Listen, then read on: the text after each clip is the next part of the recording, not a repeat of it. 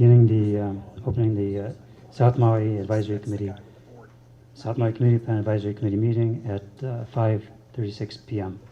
And I'd like to start with a roll call. Thank you, Chair. So Chair Rob Weltman, present. Vice Chair Daniel Kanahele, here. Present. Tova Callender, present. Everett Dowling, present. Lehuanani Huddleston Hapoka, present. Vernon Kalanikau, present. Randall Leach, here. Mike Moran. Cody Nemeth is excused. Gary is excused. Keoki Feltzer, here. Yay. Jennifer Sullivan is excused, and Brian Ward. Present. Thank you. It's so nice to see all of you again. Thank you. So we have quorum, even if we're not complete. I'd like to start with a minute of silence and respect for the many people who have lost their lives or loved ones or their homes in the August fires.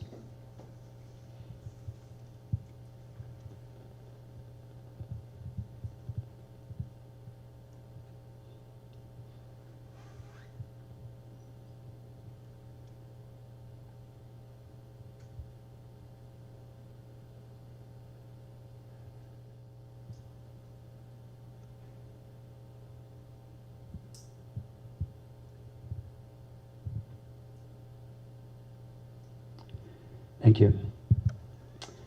Velina mai na lalo ke kumike odala o kai umu no ka papa o lala no Maui hema. Velina mai no ho I ka po yo ke ana o lala o ke kalana o Maui. Me ka da hune ka da o Maui ne. E ho pa aka ko I ke yahi ai I ke ana o hana ani ka awapana o honua ula I ka pa ia ana mamua o Wailea 670. Ho o maki I ka o mama ho ana Ina pala aina o Maui hema apau. First of all, housekeeping. Our topics tonight are the land use designations for Honua Ula, or Wailea 670, which were deferred from June 21st. And then a review of the land use designations we have already completed, and a review of the descriptive text about the South Maui subareas, which is sections 3.3 to 3.5 of the plan draft. For section 3.3, we completed all parts except for sub-area 3, South Kie, on June 21st, which is the last time we met. We will not be reviewing every land use designation, only those that one or more Cpac members feel needs revisiting.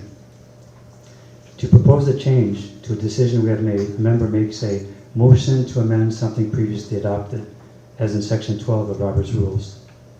It needs a second and a majority vote to start discussion. An example of a motion to amend is, I move to amend the land use designation of the Kukui Mall property from small town center to agricultural.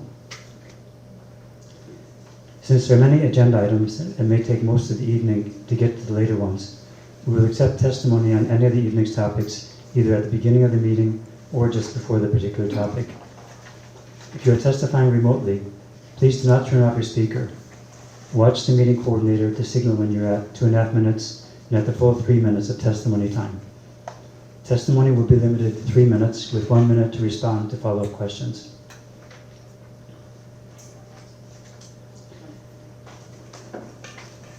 Daniel has suggested that we take a minute during, or more than a minute, during housekeeping to offer reflections on the fire and its impacts on us.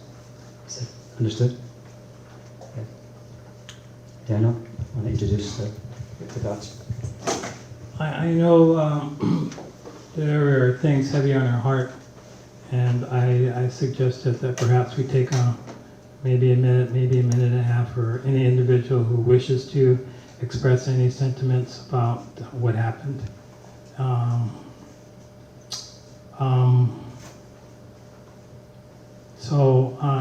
My feeling is that I'm devastated by the loss of lives, homes, businesses because of the wildfire, and almost beyond words at this point. As I personally work my way through the grieving process. But I know it's important for us those of us who aren't directly affected, to help where we can, how we can, in small and big ways according to our abilities. And for me, I find that healing. I think it's also important as a South Maui Cpac that we take up this issue when we talk about wildfires that have impacted South Maui recently, and that we address the mitigations we need to include in our community plan to address that. Thank you. Thank you. Anyone else want to say something regarding the fires?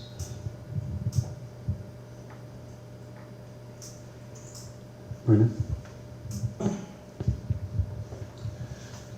Yeah, I found it kind of hard that we got to meet today. You know, it'd be nice if we could do it another week or two, because you know we all still connected to what happened on the other side. You know, whatever happened on that side, you know, still part of Maui, and we all part of Maui, also, regardless what ethnic group you belong to. One thing good about well, the fire not good, but we know for sure that when when the community comes out, you know, they come out, they help. So that's what we like to do consistently. You know, we don't need one tragic event to walk the talk, yeah. So I think we get on group. We have a group from day one that I said that we have, and I think we're gonna get stronger as we try to close our chapter in this South Maui Cpac. For me, it's gonna be hard, you know, today and next week, you know, just cause family and friends. I'm not gonna get to see anymore, but there it is, a lot more than just the tragic. It's how we take care of ourselves, our family, and treat each other with aloha and respect. Thank you. I think, I mean, for me, I know we're still struggling to get over it and figuring out and recovering and all that, but at the same time, I just can't help thinking about that. South Maui is in the same position as West Maui is. It could have happened to us, and statistically speaking, it will happen to us. I mean, maybe it won't happen this year or next year, but it will happen unless we learn from what happened in West Maui. And I completely agree. We did put some things into the policies and actions to better protect South Maui from fires. But we need to think about more and the learnings from what happened in West Maui to reinforce that. We can't just say, oh, it's too expensive, can't do that. We have to think about the cost in terms of human lives, and that a catastrophe like this is not just, it can only happen in West Maui. It's going to happen here unless we do something about it. Anyone else? Okay, anything else on housekeeping?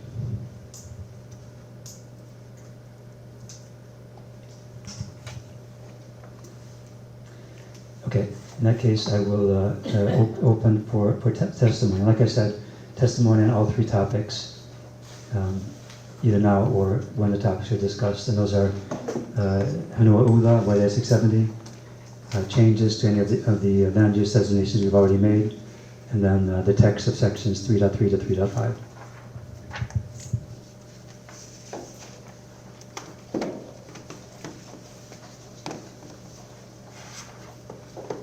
Aloha Cpac, we are trying this. We're not really sure. Can you hear? Well, first off, can you hear me? Yes. Perfect. Okay, so I just wanted to test this beforehand because I'm talking, but I can't hear myself. So that's good. So it looks like we will be able to testify without any feedback issues, hopefully. So with that, right now I have Robin Knox to testify on B, C, and D. And so is the testimony right now, I'm sorry, for agenda item B? Rob said you could testify on all the items at the beginning perfect. as well. Okay, so I will say, let's see, Robin, I'm gonna unmute you and then you should be able to talk. Hold on. Okay, Robin, you can go ahead and unmute your mic and testify. Mahalo. Aloha, Cpac members. Thank you for your service. I just want to start out by saying I don't think you should be having this meeting tonight. There are many people, including myself, who are very interested in this, who have also been very engaged in response to the fires, as I know some of your Cpac members have been. Secondly, I wanted to, I was not prepared to do everything at once. I thought we were doing each at a time. So I will only have limited comments. The Hanua Ula Wailea 670 maps have no legends on them. So I would like to ask that you table that agenda item and you put them out with the next agenda with legends on them so we can tell what they mean. On the Ma'alaya Kealia map, sub-area 1, there is an area that is on, and I'm sorry, I'm having trouble pulling up all these maps on my computer, but there's an area on, it's on the,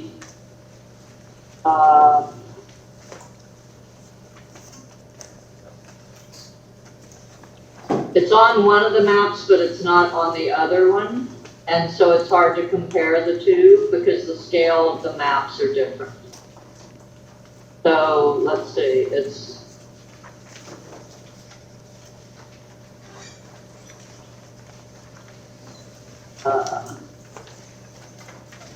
yeah, so the one that's my Elias Cpac draft has an area that's not shown on the first draft.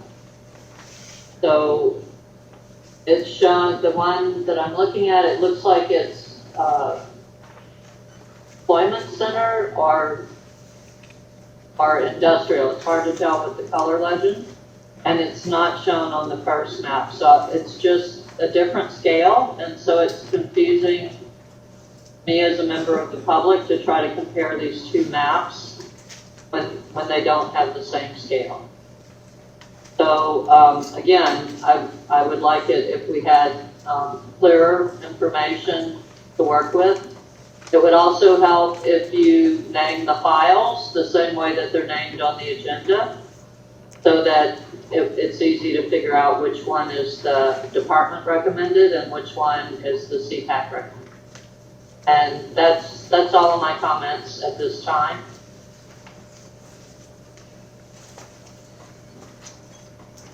Any clarifying questions for the testifier? Difficulties. I really think that you should reschedule this meeting. It's really hard for us to hear you. I don't know if you can hear me, but it's not a good setup with all of these difficulties for the public to really meaningfully participate. Can you hear me?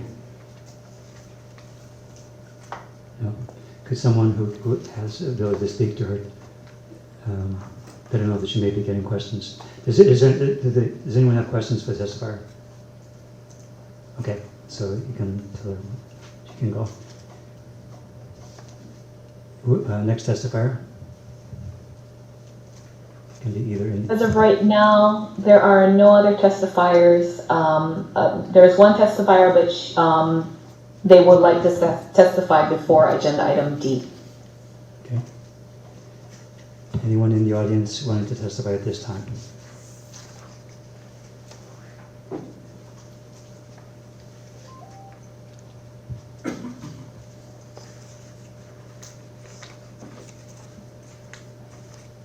I'm sorry, Albert just posted that he would like to testify.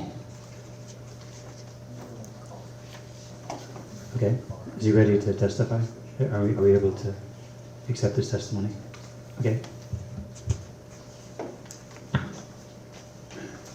Okay.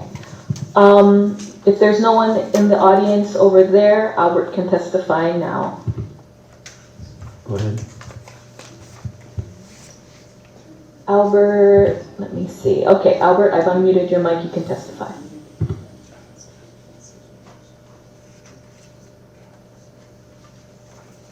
Hello, Cpac members. I wish I could see your faces, but at least you can hear my voice.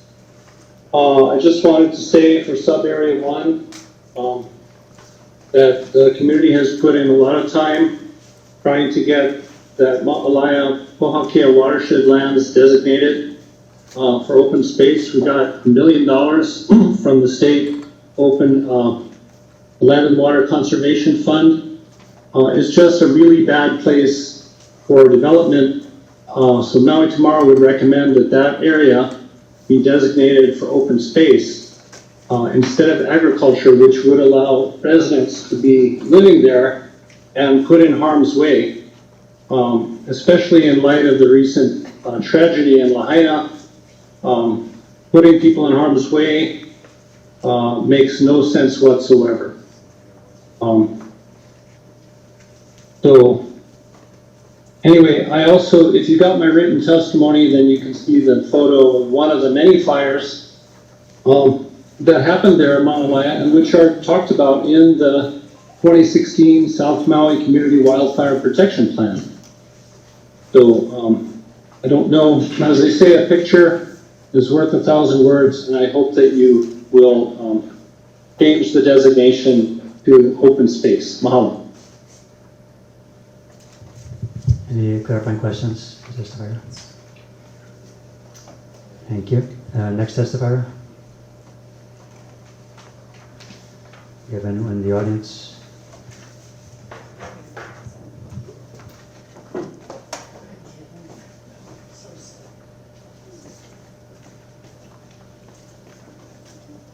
Aloha ai, ko maho aloha. Good evening, my friends.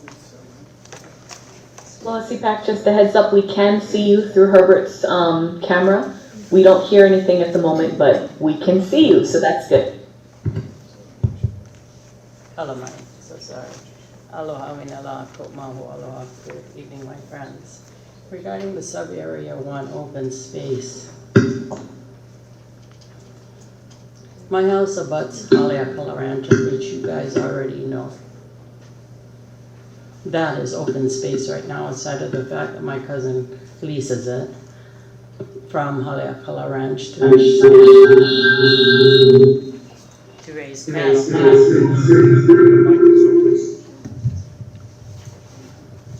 Hi there. To raise cattle.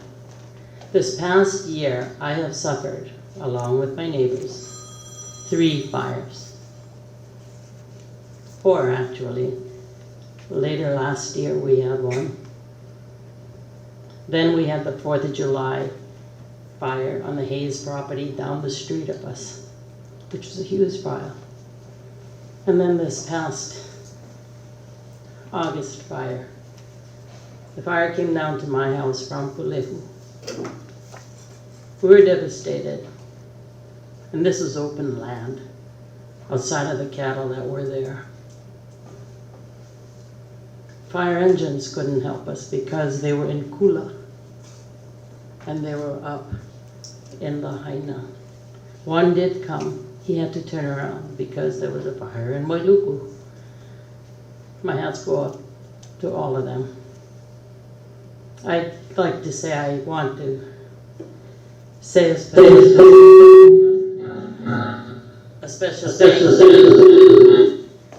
thank you to Chris Hayes, first of all, who came with his water truck. TJ Gomes, who sent 2 of his trucks, and many other contractors. My love and my aloha goes to them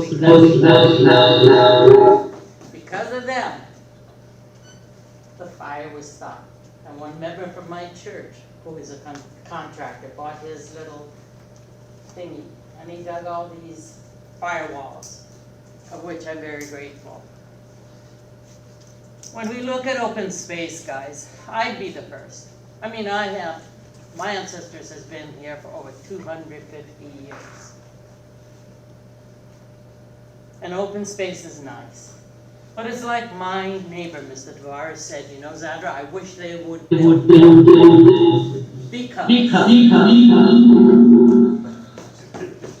Because he's sick and tired of the fires. Every year we have anywhere from 2 to 3 fires.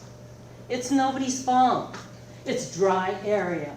And if we put farms on there, I can tell you that it would be far more fruitful because it would be cared for.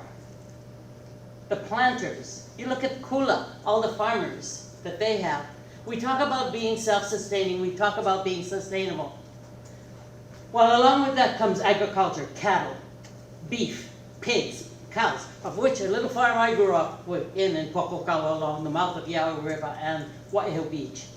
But we need to do something. We need really to do something about using our open spaces for the betterment of our community. We need houses. We need farms. We need cattlemen. We need these things. When I was growing up, we had no need to go and buy beef because we grew beef. Pigs, no need.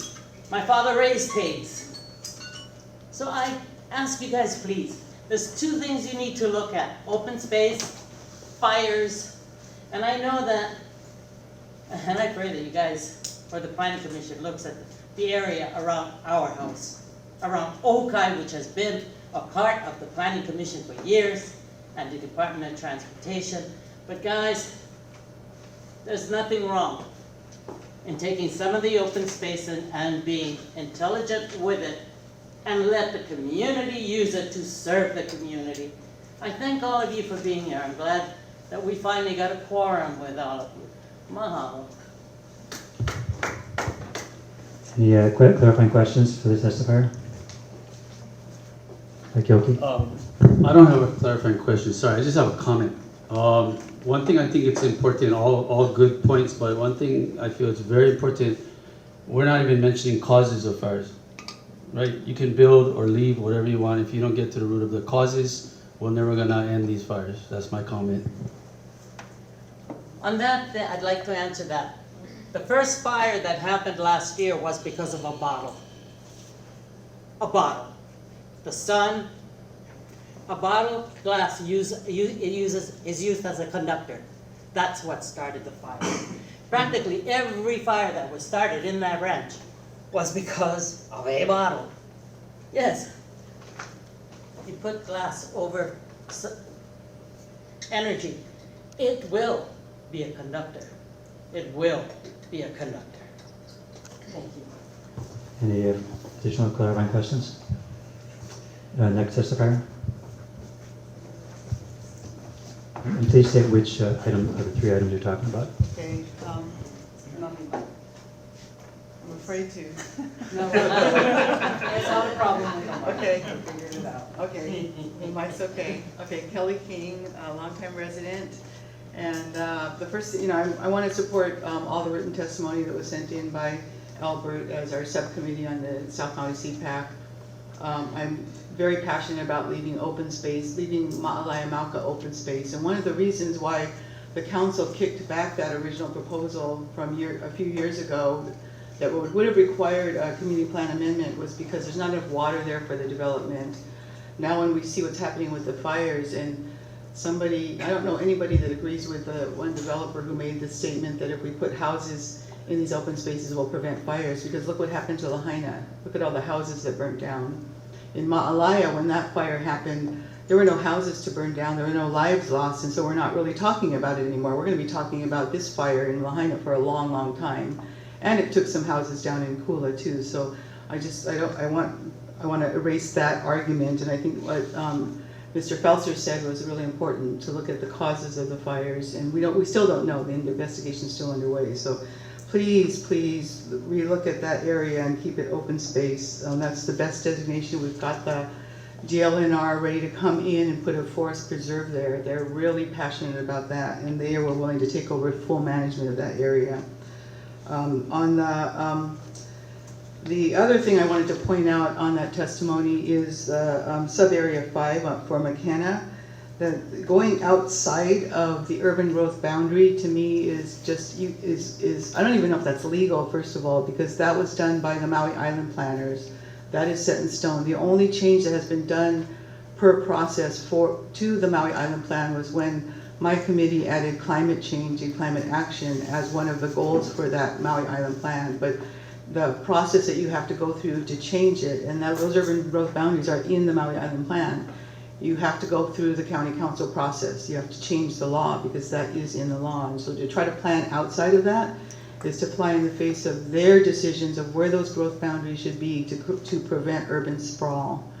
The last thing I wanted to say was, I wanted to say also that I support Albert's statement about keeping the language in the current community plan on the Wailea 670 Honou'ula land. That was what was approved by our community back then. I agree with Robin and others and Vernon who say we shouldn't be having this meeting because people are not able to attend. People are hurting still.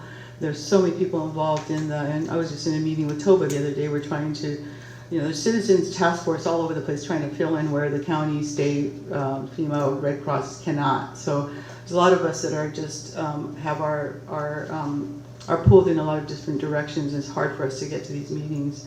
But on the fire, I wanted to just let you folks know, in case you're interested, that the Kia Community Association is going to be having a panel discussion at their membership meeting on September 19th on fires, and there will be some, I'm hoping that we'll also add Travis Liggett and they can talk about the green belt that they're designing for Ma'alaia area, the Village Association, which they've actually penciled in for Kihei and Lahaina, and we will be talking to, that's another group I was meeting with today, we will be talking to Senator Schatz about funding for that. So some of these solutions need to be heard by you folks because they need to be, this is part of our infrastructure. And when you put the policies in that say none of this building happens without proper infrastructure, the fire prevention infrastructure has got to be part of that. It's time to stop, to take those reports and recommendations off the shelf and start acting on them. So we have to do that before any more homes are built and put in danger. So that's my, I think I went over my time, but thank you. Any clarifying questions to testify? Kyoki? Kelly, mahalo for coming and testifying. September 19th meeting, you have a little more info on that, like as far It's as going to be where? at the Pro Arts Theater in Azeka Place, starting at 6. That's when the doors open. Okay. That'll be the new meeting place for the Kihei Community Association. If it works out, we're going to test it out a little bit first. But, Thank you. Yeah. Hot topics, fires, obviously. Condolences to everyone out there. Everyone's affected. I worked out there today. It was only my second time driving through. When you see it in person, the pictures and images on the TV don't do it justice. But anyway, everywhere has its own fire situations. Growing up, born and raised in Ma'alaia, we grew up with brush fires, and the last maybe 2 or 3 came the closest to our homes. They're on the Pali side. Right. But we need to get with a lot of things. So thank you for your on this. Thank you. And it's going to be really important for us to start penciling some of these the actions that even if you folks go through the 2016 report that has a lot of recommendations. I mean, there's one done as 2021 by the Cost of Government Commission, and Mike Williams, who was the chair of that commission at the time that they did that report, was quoted in the Wall Street Journal. They asked him, well, what has the county done about, with those recommendations? And he said, well, pretty much nothing. They didn't even thank us for the report.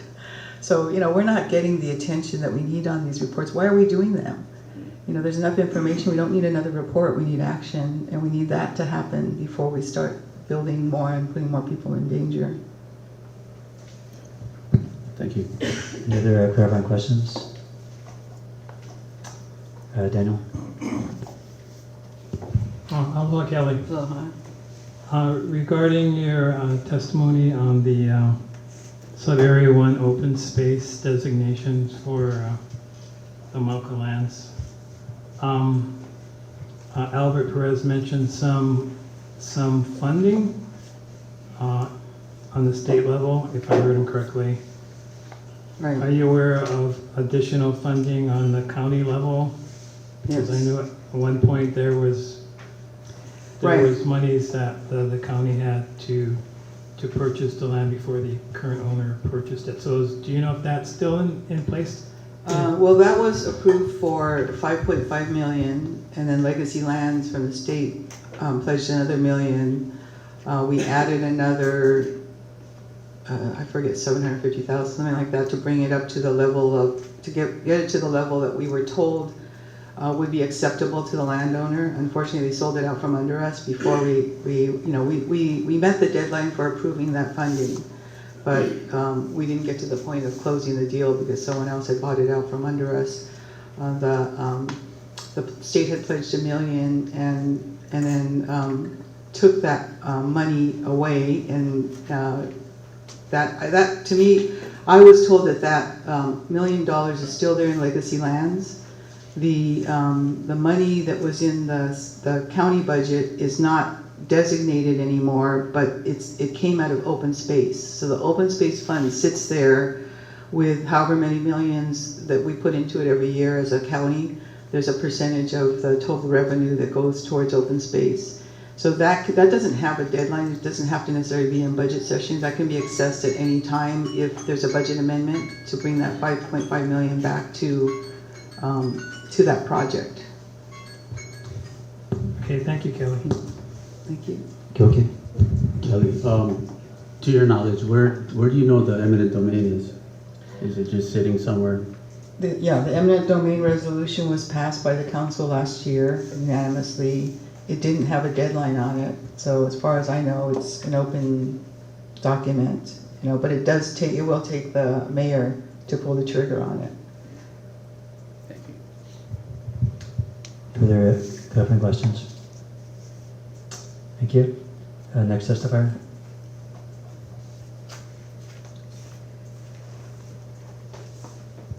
Okay, so I just want to add, just so there's no confusion here. So I opened it up to testify on any of the 3 topics, and we're about to start on the first of those topics, which is where the 670. So if there's anyone who's been holding their testimony just to testify on that, then this is the last opportunity.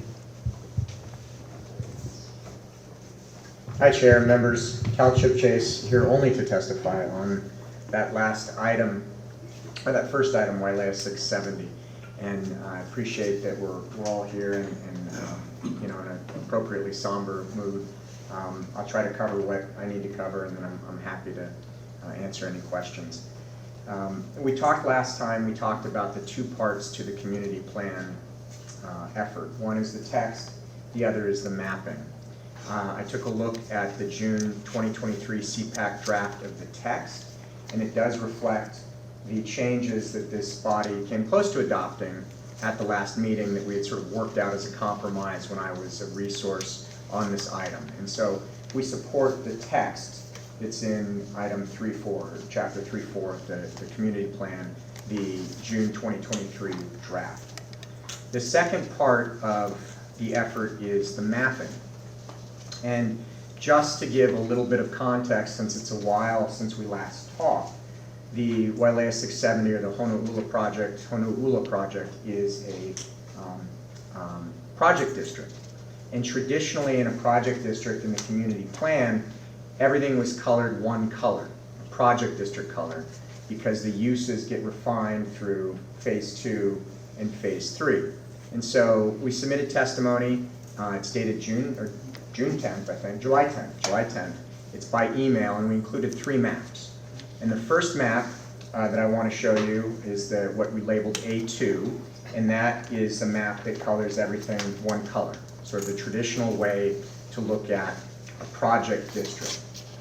The second map that I'll show you, and again it was part of that email submission, and we labeled it A3, is the actual map that the Planning Commission approved as part of our phase 2 process. And it looks like this. And so you can see from this map that in the Planning Commission process, that phase 2 process, they take that blank slate, that solid color in the community plan, and they refine it into the different uses that are allowed under the zoning. There is a third phase, which we haven't done yet. Phase 3 further refines this map. Some changes are appropriate, some changes you can't make, but you can move things around as you go through that phase 3. We aren't there yet. Our phase 2 map is our last approval. The last map that I want to show you is our effort at a compromise. So if you remember from our last discussion, one of the problems that we had is that this body, through the planning department, wanted to move away from that traditional solid color for a project district and have a more detailed map. But the map that they had proposed didn't reflect our last approval, and in addition would have denied us the flexibility that we would normally have under phase 2 and phase 3 approvals. Wouldn't give us the ability to do what the ordinances are meant to do. In an effort not to fight that, but to try to work within that structure, to sort of try to find a compromise, we attached a third map, which is labeled A, and it looks like this. And so in this third map that I've put before you, we've made an effort to designate, I'm sorry, I see my time is up. If I could continue. Just finish up. I appreciate that. Thank you, Chair. In this third map, we made an effort to work with the designations that we have in the phase 2 without completely eliminating the flexibility that we would have through a phase 3 process. And I just want to highlight briefly, and then again, I'm happy to take questions, a couple of differences between the map that we've proposed as a compromise, our Exhibit A, and the current draft of the Planning Department's map, the June 2023 map. One is, if you look down in the corner where the highway intersects with our property, we have it colored for small town center. They have it designated for neighborhood center. We believe small town center is more consistent with the uses that are allowed under our ordinance. So we think that designation is appropriate for that area. In addition, we've colored a portion of a larger portion for that small town center that includes an area that we've designated for our highest density multifamily. That gives us the flexibility consistent with phase 2 and phase 3 within just that area to move around the commercial and the residential components. Some other differences or important differences to us between our draft and the planning department's draft are that our map is more precise. So if you look at some differences with respect to the shading of the open space areas and the quasi or the public, quasi-public designations, our map is more accurate than the planning department's map. And that accuracy is important to us because when we go through these subsequent phases, we don't want to run into a conflict between our approved plan and the community plan. The last thing I'll say, and I know I'm over time and I appreciate the generous extension, is that in designating the open spaces, we focused on the area in the south that we've committed to preserve, the 170 acres or so of open space, and then the major gulches, sort of reflecting the feedback that we got from this body and elsewhere that the major gulches should be designated as open space, and we've done that. We didn't designate every single area that's on our phase 2 as open space because of that precision issue. This is a map at a very, very big scale. And so if you try to do too much with it, you will end up with conflicts at that phase 2 and the subdivision phase. So we've done the major areas that we could do as precisely as we could, and otherwise we'd be governed by our phase 2 map moving through the phase 3 process. And so with respect, I would ask this body to support the textual changes, the language that the department has proposed, and adopt that, and then to adopt our proposed compromise map, our Exhibit A, in our July 10th testimony. Thank you very much. Thank you. Any clarifying questions for the testifier? Daniel? Hi, Chip. Hi, Daniel. So I'm looking at your new version of the map. So your compromise map,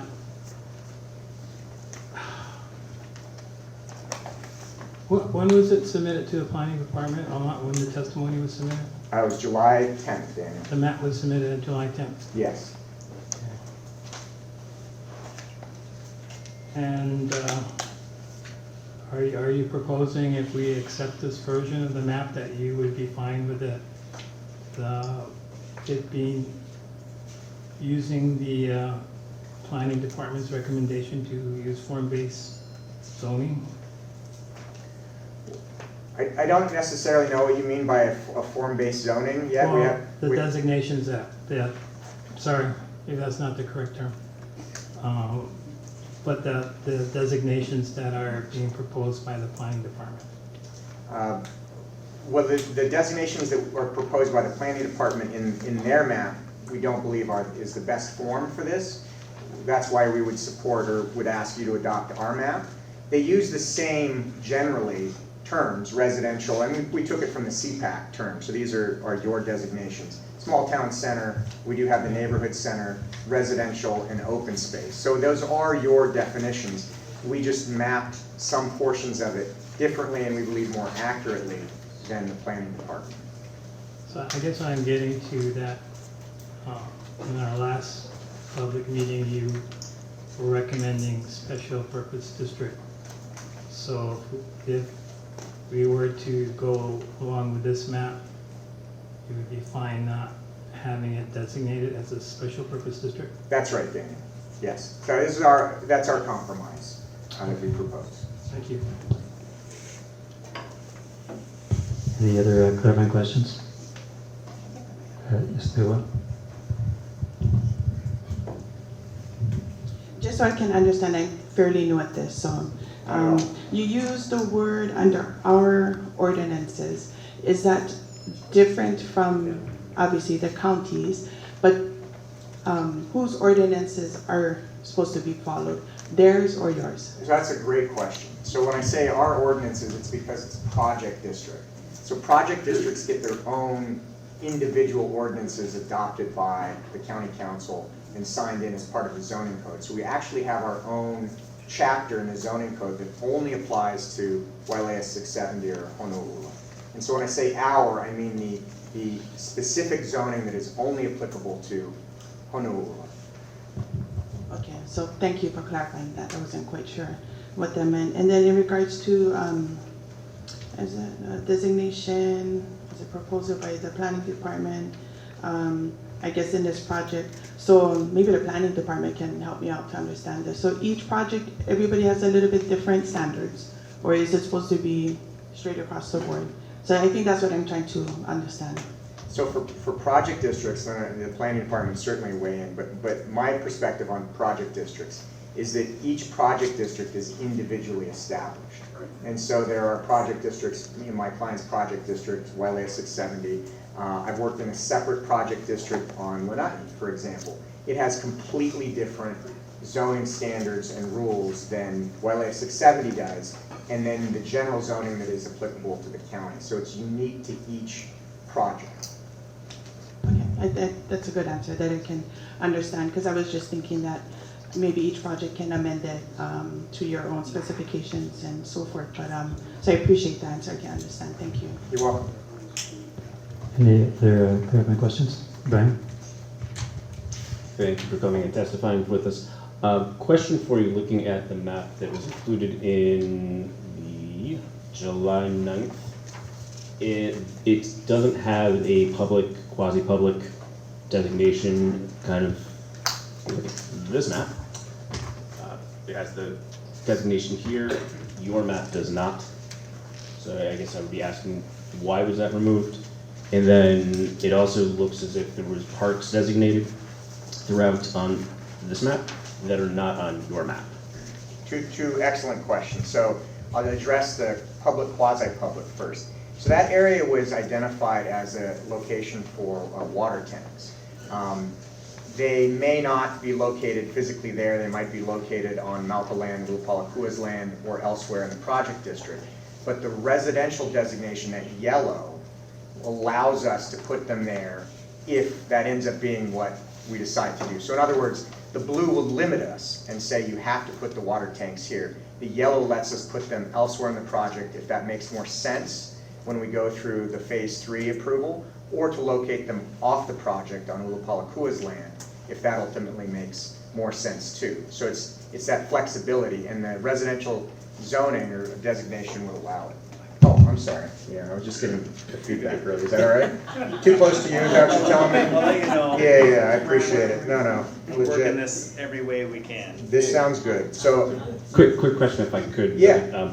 So by making it residential and taking the public, quasi-public out, would that not in theory give you the ability to put homes there versus keeping it public, quasi-public?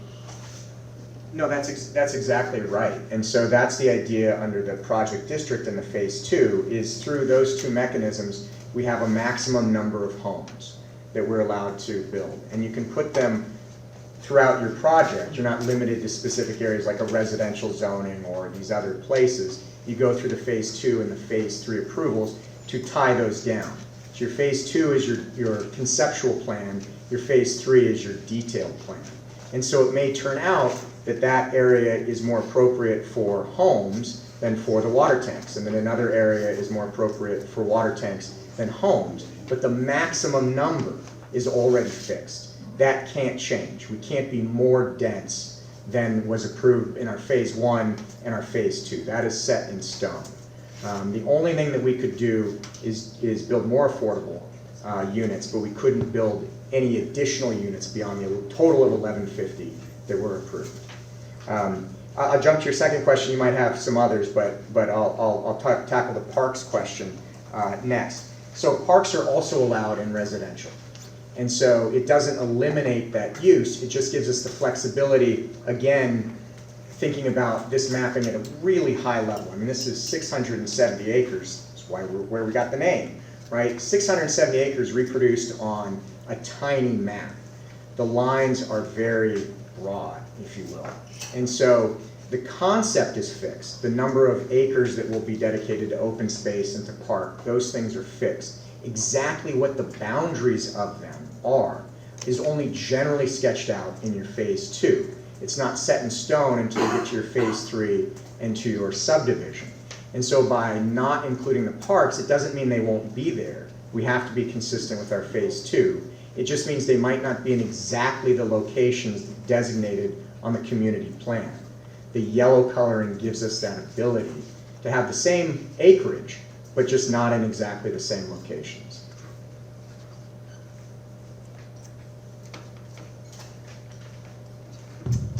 Any other questions to testifier?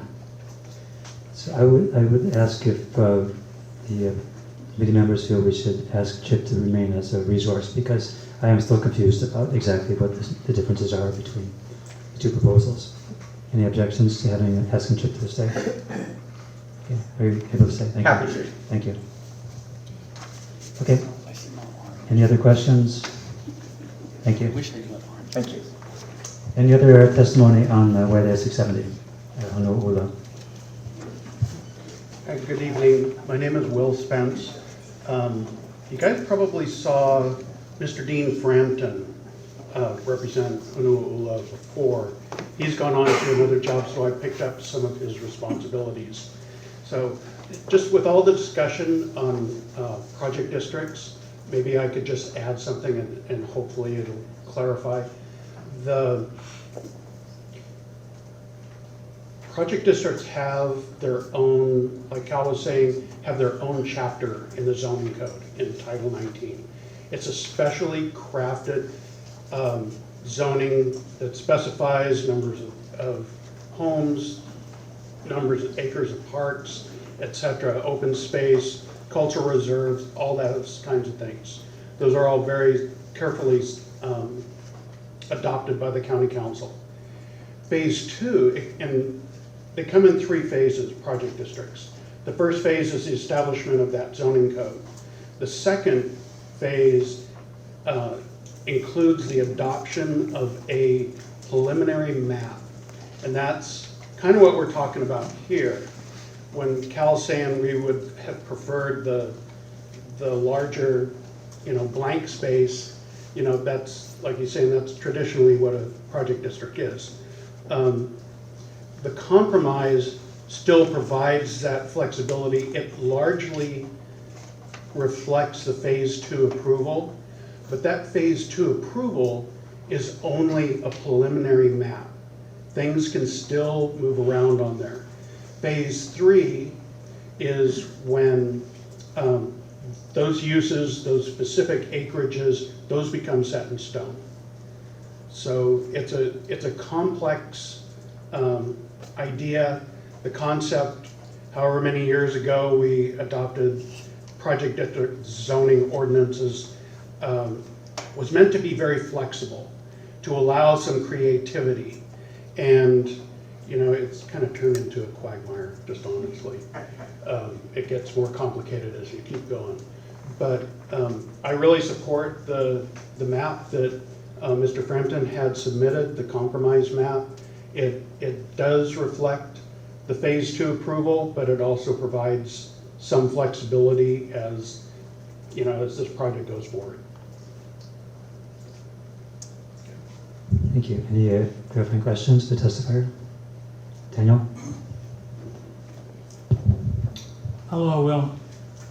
So at our last Cpac meeting, when we were discussing this, we decided to, I believe, go ahead and use the map that came out of that was approved by the Maui Planning Commission as part of its phase 2 approval. Is that your understanding? I understand it's close to that.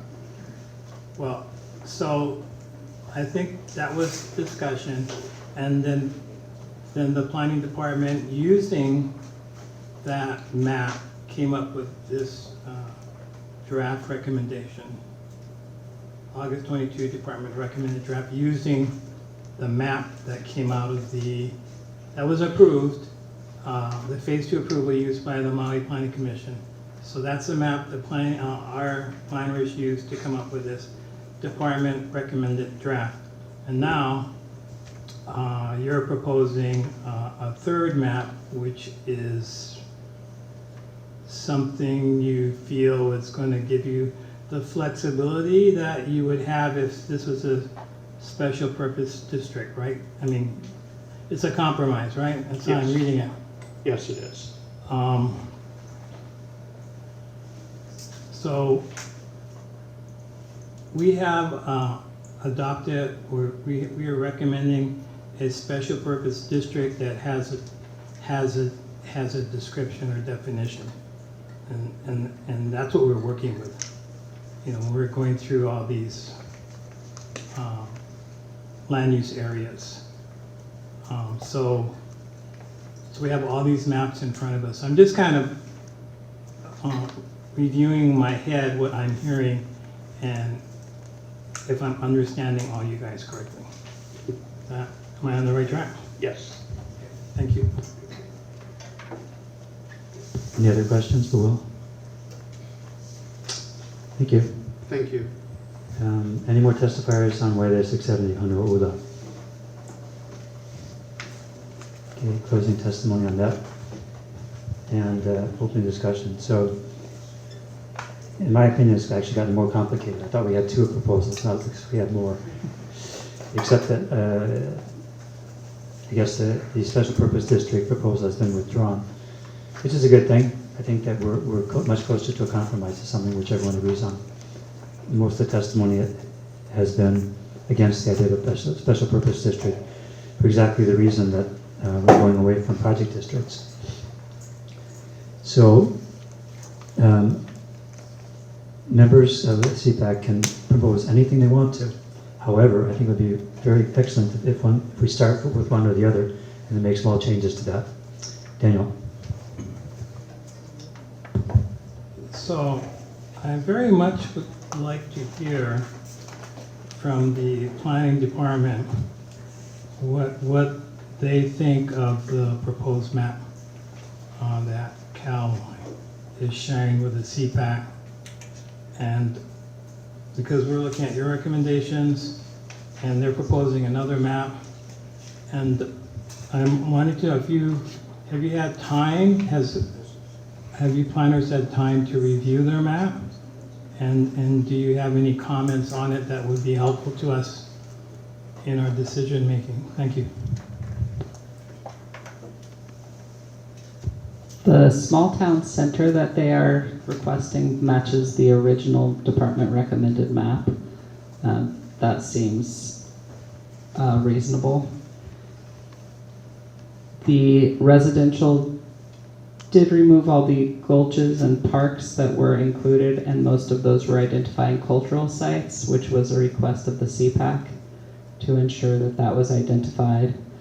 And then also the buffer along the highway was identified, which was again a request of the Cpac. This is a better option than the special purpose district because it does at least give some clarity to what is the plan.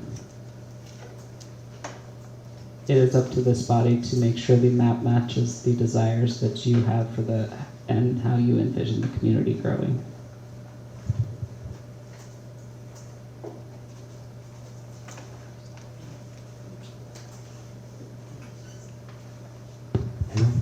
So, follow-up question. Did I hear you say that the parks, the location of the parks on the August 22nd Department recommended draft plan is related to cultural sites in those areas? Yes, we used the drainage map that had an identification of cultural sites on it to identify where there should be open space based on the request from Cpac. So it was an effort to protect cultural sites by keeping them in parks or open space, from your perspective? Correct. Okay, thank you. So I would ask that someone make a motion so we have something to discuss here. And you can make a motion to one of these as the basis for our discussion, and then we can make changes to that. Daniel, could I address your cultural question if you'd ask me to? Daniel, you have to ask him. Yes, Cal, go ahead, thank you. I appreciate that. I actually, with respect, don't think that's entirely correct, but the reason that we don't precisely map all the cultural features, the preserved archaeological sites on the property, or on this map, are because they require a 5-meter buffer around the perimeter of every site. Those 5-meter buffers won't be established until later phases in the project. So if you try to map them with precision now on a map of this scale, you may find that you have excluded sites that should be within a preservation area, or included areas that actually aren't part of what would be the buffer around the preserved sites.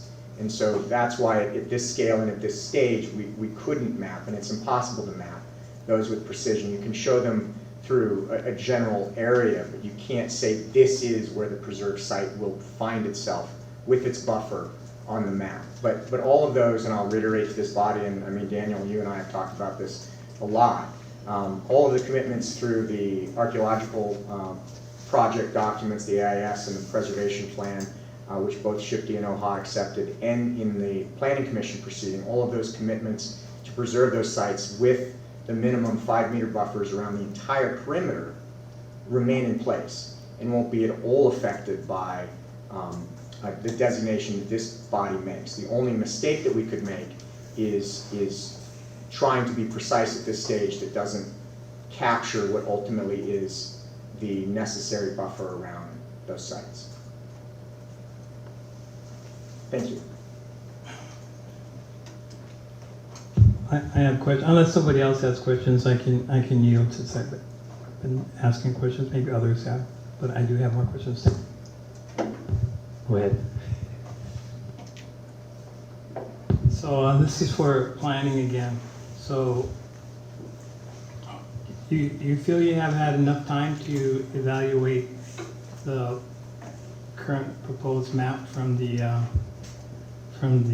developers? And if so, do you feel comfortable recommending that map as well as your own map, either map?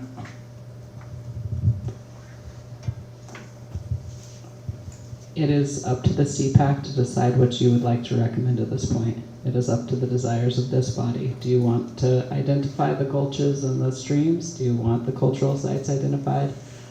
Going forward, I am comfortable recommending what the Cpac supports.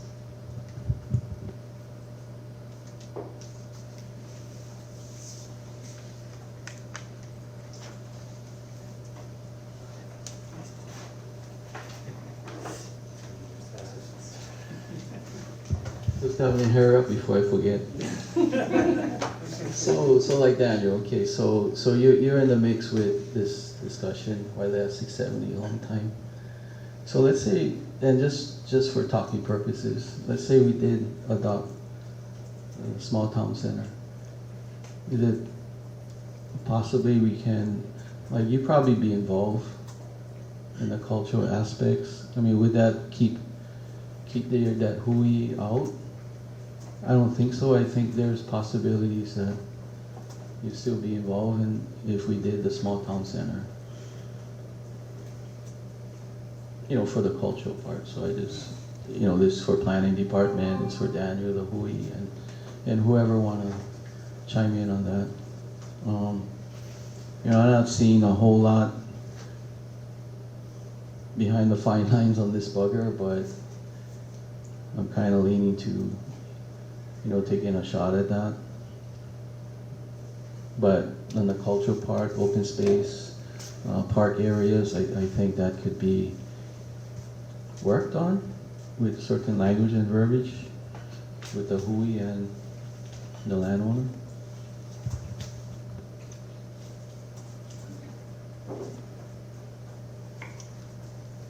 So as you know, the difference between small town center and neighborhood center is what they serve. Is it something that attracts, is intended to serve this neighborhood? Basically, why that 670 was intended to serve a somewhat larger area. What type of commercial development you want there? I think that I like the planning department's proposal better since it includes the buffers that we've been pushing for throughout the entire South Maui as a starting point. I don't see huge differences really other than that. There's the latest developer proposal,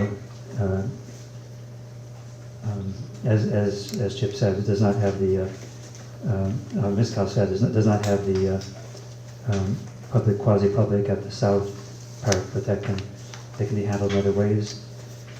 And really the big difference is the a much larger small town center versus the smaller neighborhood center that was in the planning department's proposal. But again, I can't make, or I can.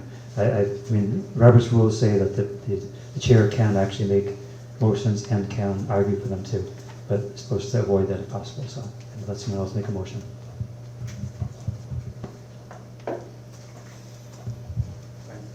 So I move to accept the plans drafted by the planning department that included the June 2023 Cpac comments. Is there a second? Second by Mike. Okay, so we have a motion to adopt the planning department's proposal from October 2022 with reflecting the planning commission's changes in October 2022 and the comments from the Cpac in June 2023. Second. It was that you already Mike beat you to it. You're on the wrong week. Okay. Discussion.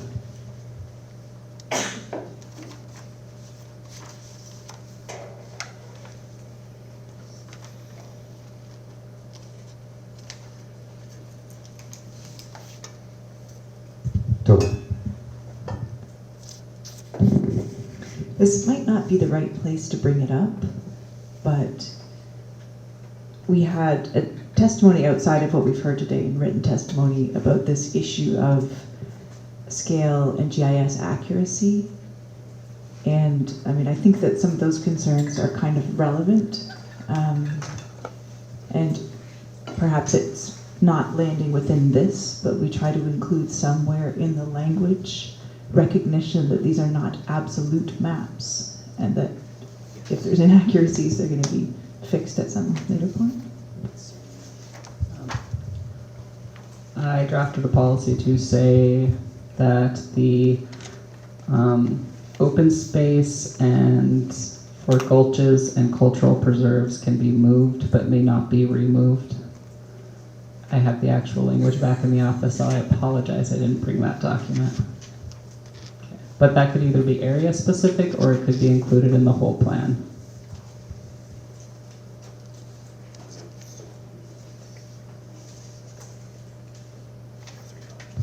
Further discussion?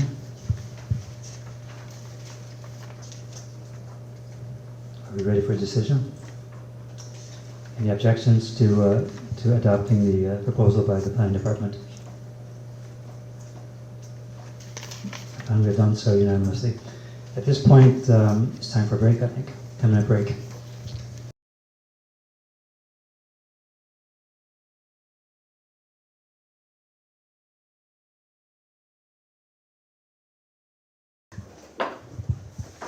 Resuming the Cpac meeting at 6:54 p.m.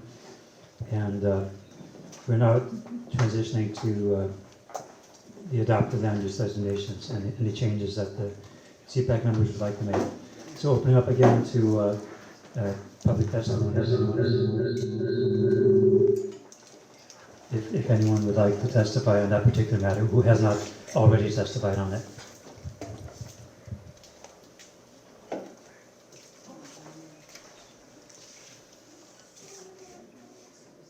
Oh, sorry, Chair. We missed that. We were muted. What did you say? So so we're about to begin on any changes that the Cpac members would like to make to the land use designations we've already made. And if there's anyone who has not already testified on that from the public who would like to, this is the last opportunity.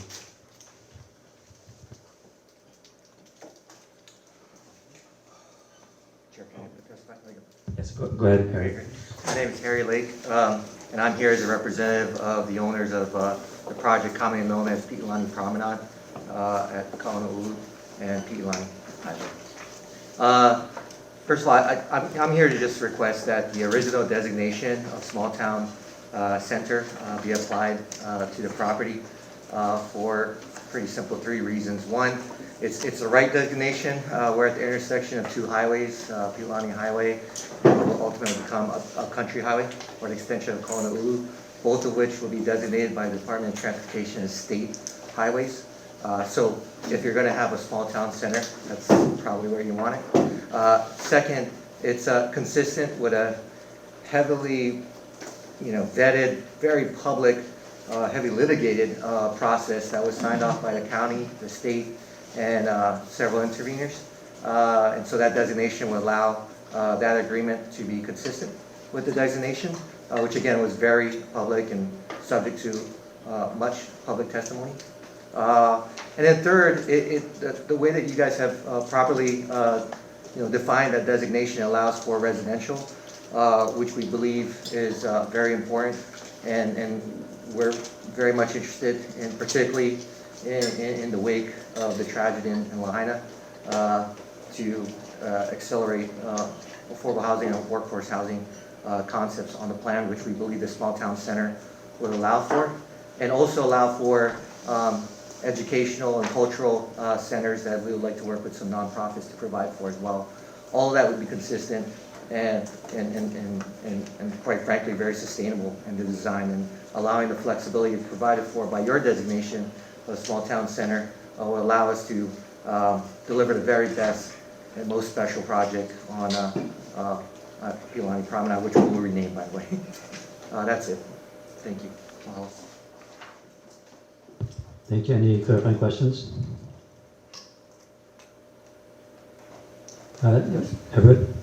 How close are you to, where are you in your planning? Right. So we have a site development permit for all the infrastructure in place. And so we are absolutely ready to mobilize to get the much needed infrastructure delivered. In terms of the vertical construction, we're open in terms of what could go there, but our infrastructure is fairly funded and at the county already. And so we can put in production something in response to the feedback and the housing demand that's needed right now. Thank you. Daniel? Hello, Harry. Hi, Harry. Hello, Daniel. So, would you need to go to the State Land Use Commission to get an amendment to the 1995 decision order to do a small town center? No, in fact, I think we would have to go and get an amendment if we were to do a pure residential project. And so, this is in our effort to be consistent with the LEC decision order plan that you obviously are very familiar with. We also agree with Mark Hyde, who previously testified several meetings ago that the designation will allow for residential, and then therefore the small town center, which is absolutely allowed for, because it's the most consistent of all the designations you provided to select from as the light industrial as it originally was intended. So we believe that that we can get everything accomplished, allow for the residential that I think we collectively desire, while at the same time being consistent with the LUC approvals, which is important, because otherwise we're in conflict and then we won't be able to deliver at the speed that I believe the community desires and needs. So, sorry, just to clarify. So if I understand correctly, Harry, your feeling, the developer's feeling is that the small town center is in compliance with the 1995 decision order of the State Land Use Commission, and that you would not need to go before them to get an amendment. That's right. Of the designations that you provided for in the plan, that is actually the only one that we believe we're going to have to go back and request some sort of amendment. You don't have a strictly light industrial designation. And so small town center is actually the most consistent because of the stack zoning that was the previous intention. Any other questions? Thank you. Thank you. Thank you, Chair. Next testifier? Robin Knox. Robin Knox, okay.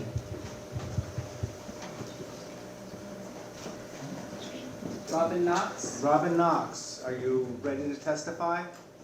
Yes, No. I am. Okay, perfect. Yeah, okay, thank you. Thank you for allowing me to testify on item C. My testimony is with regard to the comments submitted by the Harry and Jeanette Weinberg Foundation regarding the Subarea 2 North Kihei map. I oppose changing this area out of open space.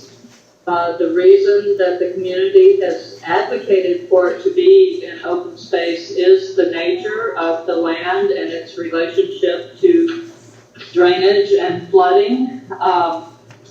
It is appropriate for the use that was discussed in their testimony of having the county acquire it for drainage projects.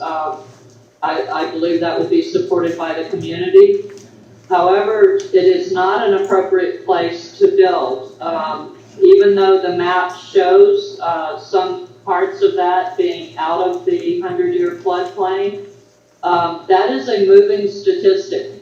That area has flooded at least 3 or 4 times, if not 5, in the last 2 years.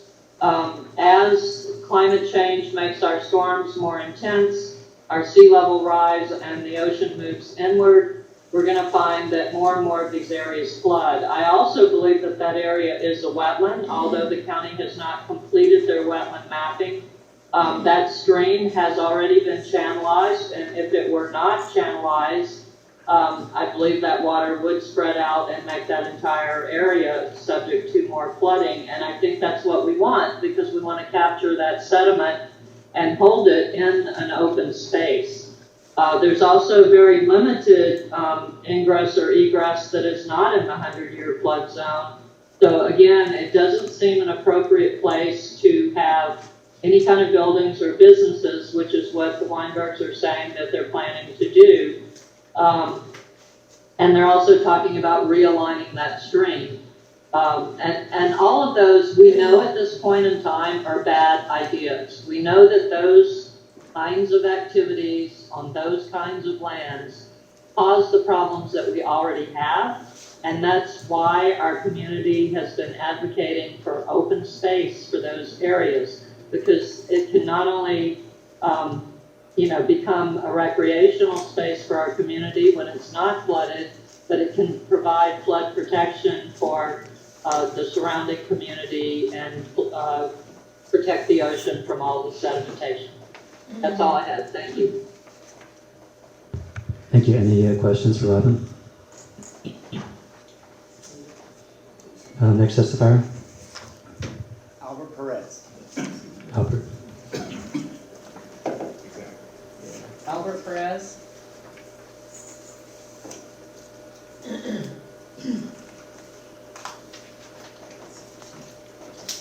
Albert, are you ready to testify? I think he actually already has testified on the Poake and other things like that. There he is.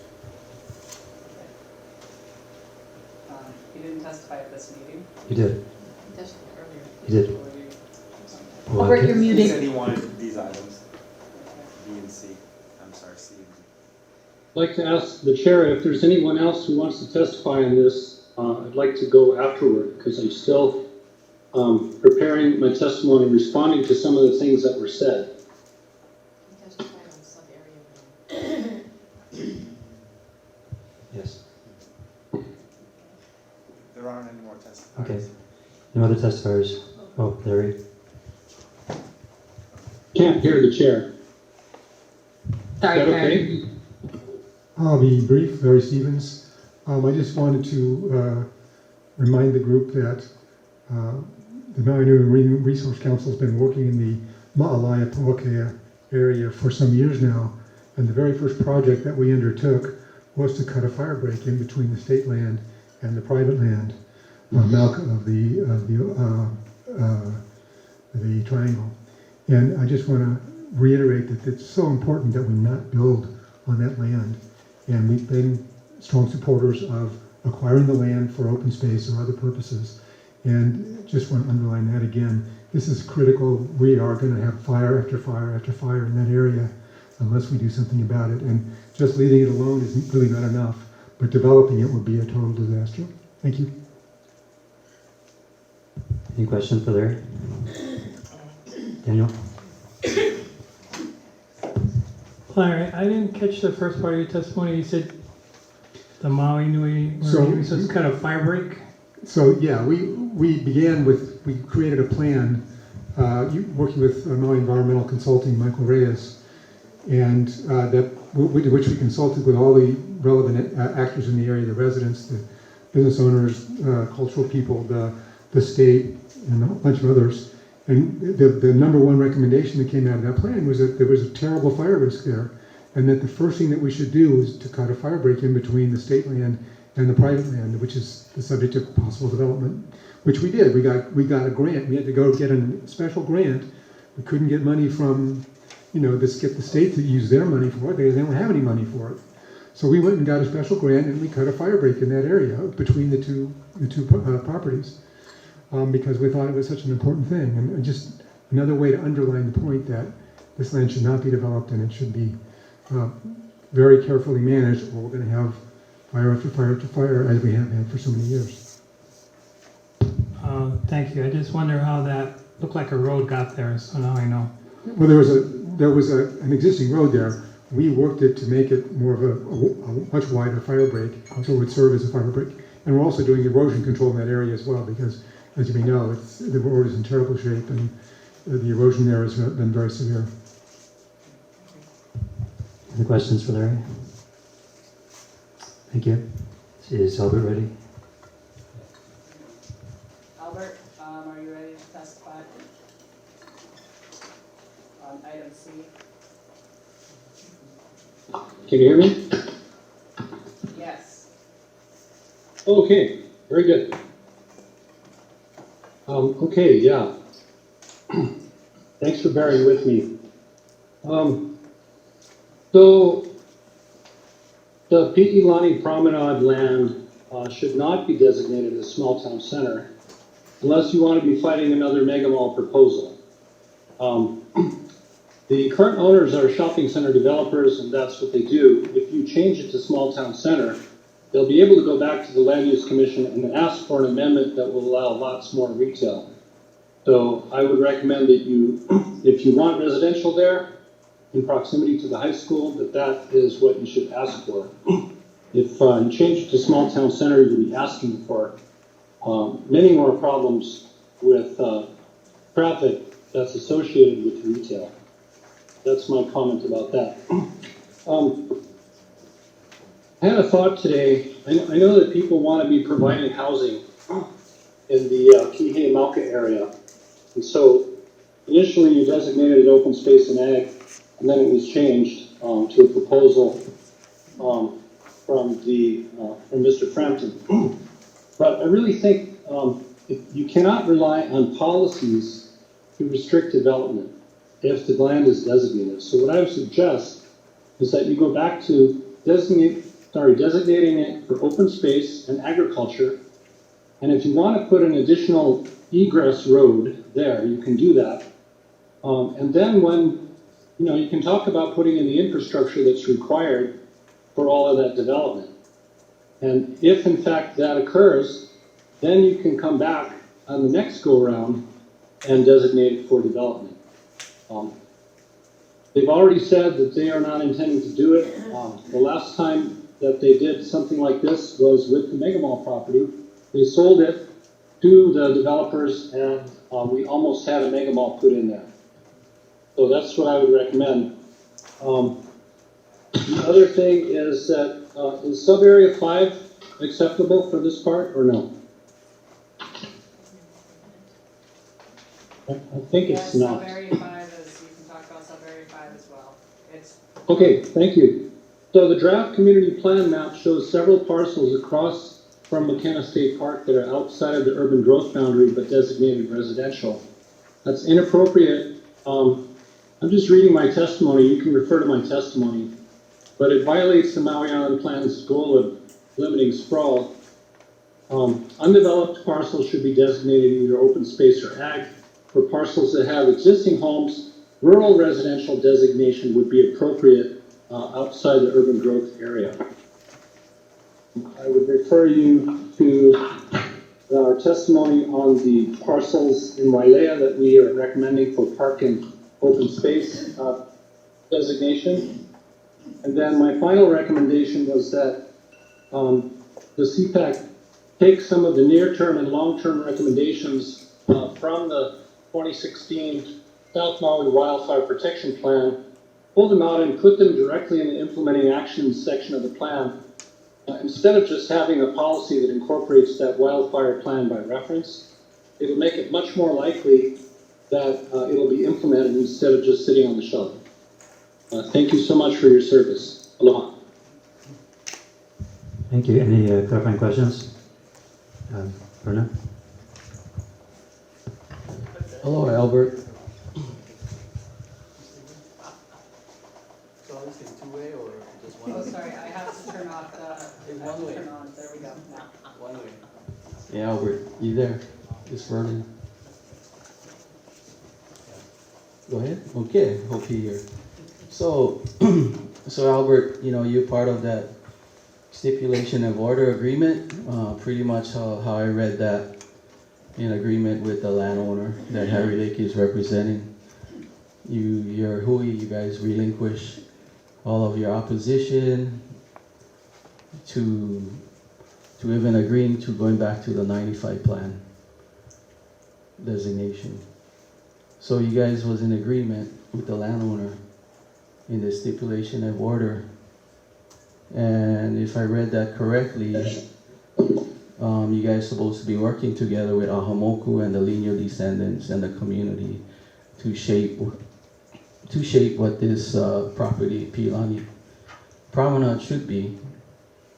The Mega Mall was history a long time ago when we all came out at the MAC, the community, and it got sold, and it's being reshaped, relabeled, whatever.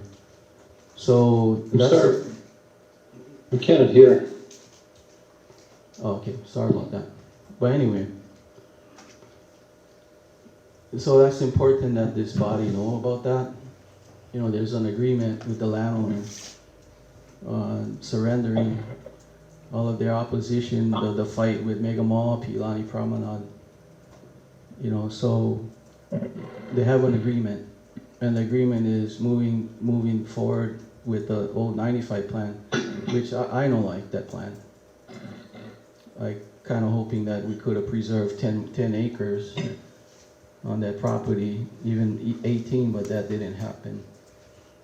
So I think there's an opportunity to kind of tweak this a little bit with the landowner, but just wanted to say that part out.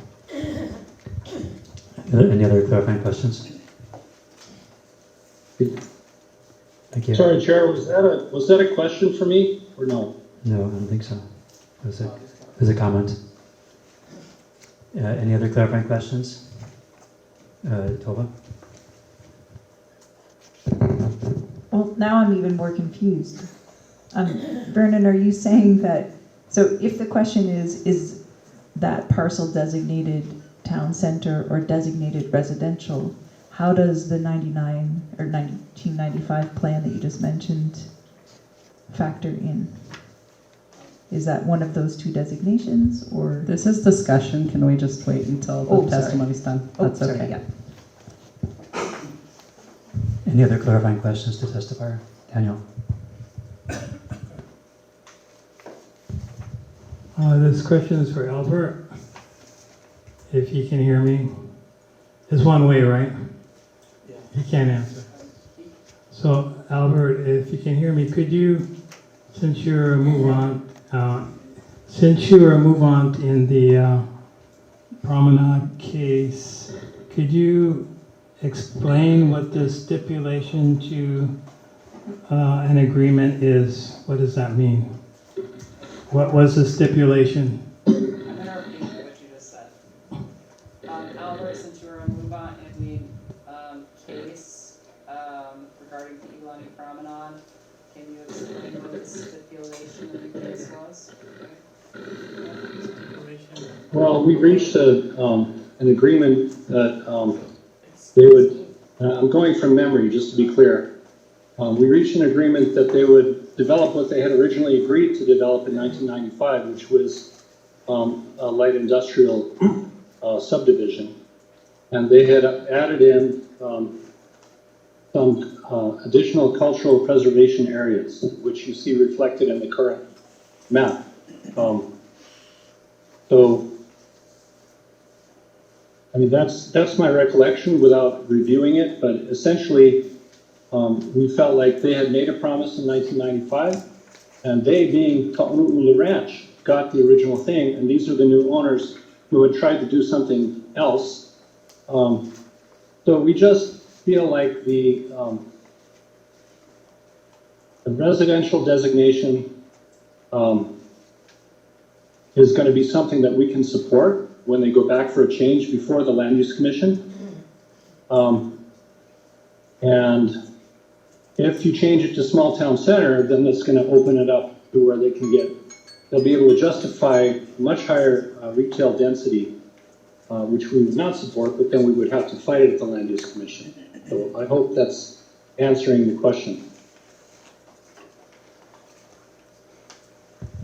Yeah, any other clarifying questions? Okay, thank you. Any other testifiers? Okay, closing public testimony on changes to the land use designations we've already adopted, and opening for discussion. Sorry, Chair, I have one question. Testifier named Leahi Hall was asking about testifying on the significant site list that you put as your member input. Is that something that should be discussed now? Is that more for other committee business? It's not. It hasn't been agendized yet. It's not on the agenda for this meeting.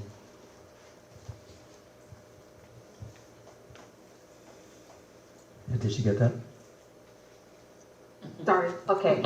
I'm sorry, what did you say? I missed that. Okay, it is not on the agenda for this meeting, and it has not yet been agendized for a future meeting. Okay, in that case, Rory Frumkid would like to testify. Rory, you can go ahead. I'm going to unmute you now.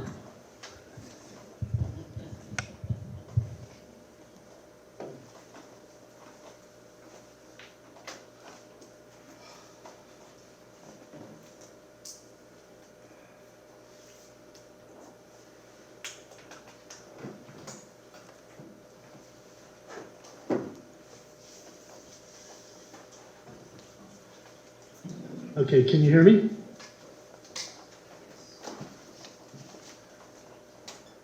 And anybody hear me? Yes. Yes, we can hear you.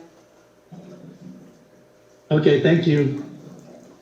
I'd like to respond to the previous testimony by Mr. Perez.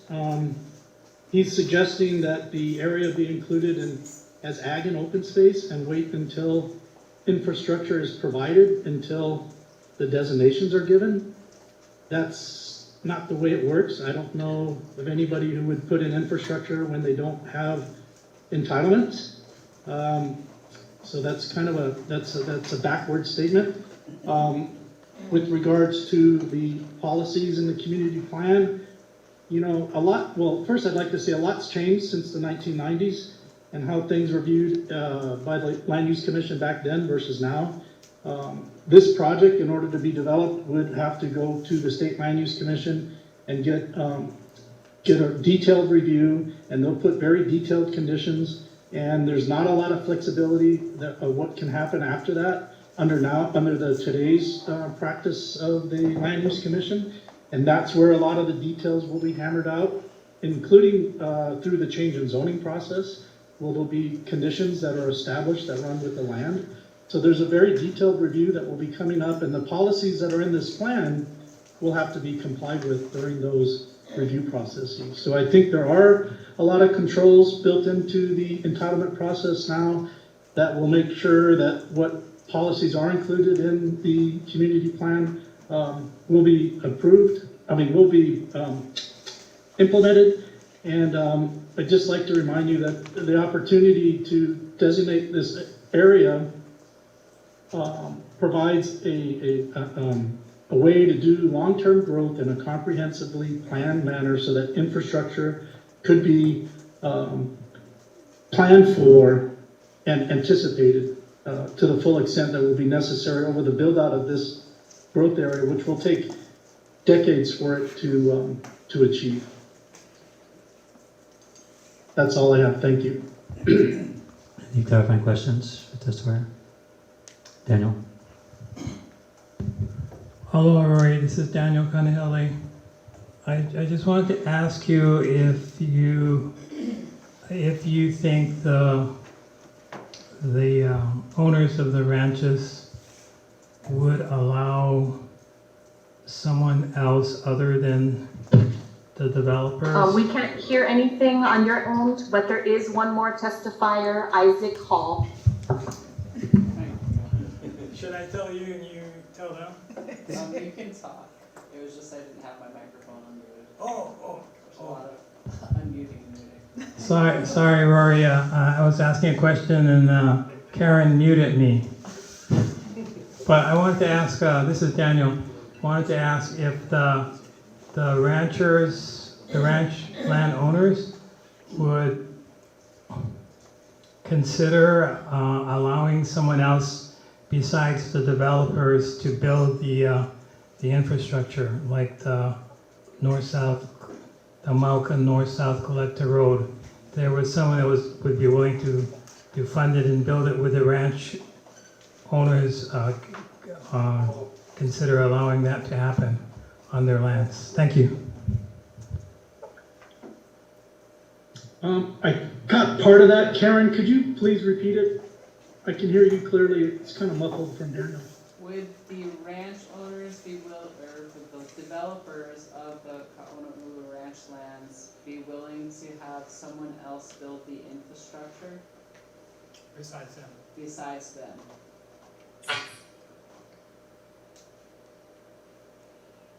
If if the infrastructure is a roadway, then certainly the government could come in and the ranches would work with the government to allow for the construction of a roadway.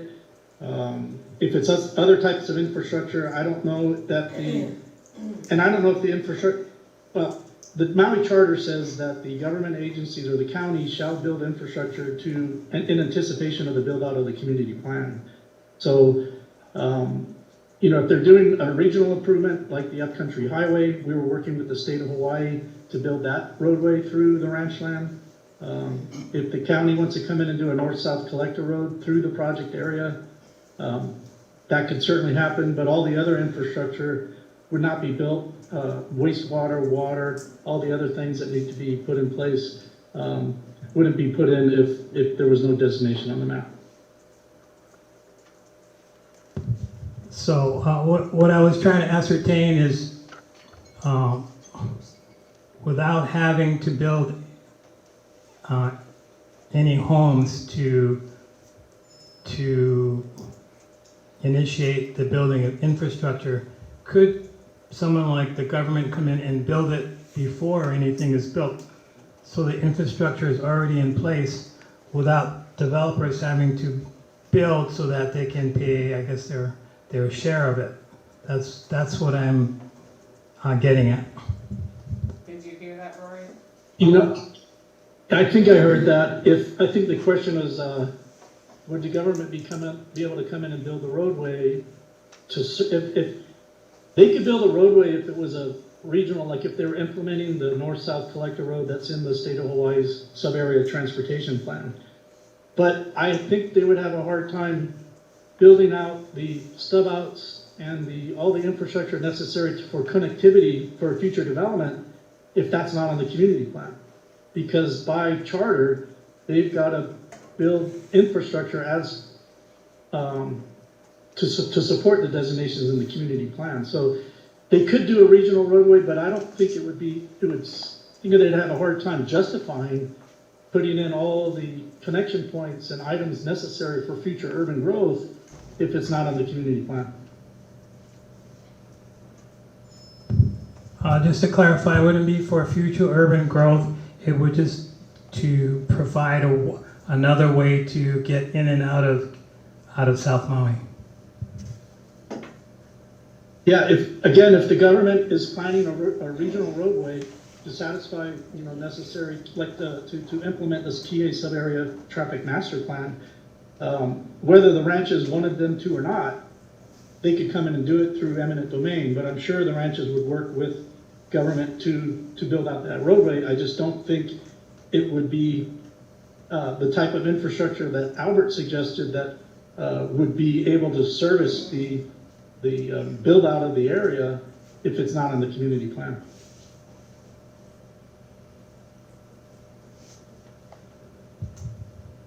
Any other clarifying questions? Thank you. Next testifier. Thank you very much. Isaac Hall.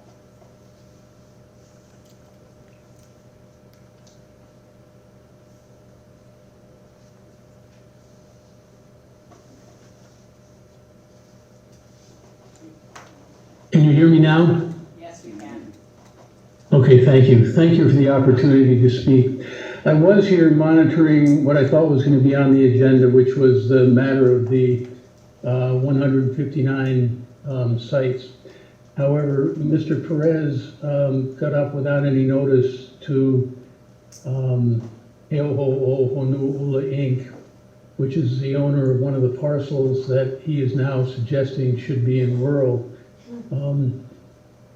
Lucien Dene came before you about a month ago and suggested that that parcel should be in open space, and this committee voted that it should stay in residential.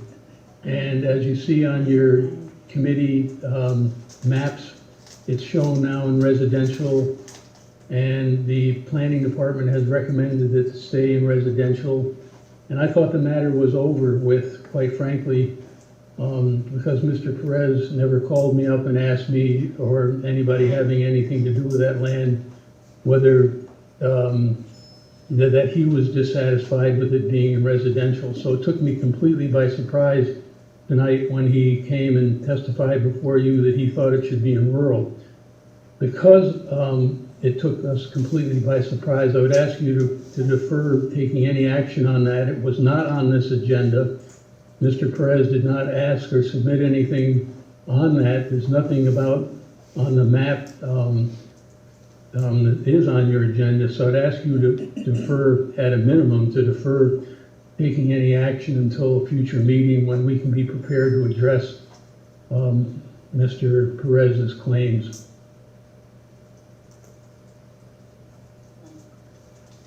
Thank you very much.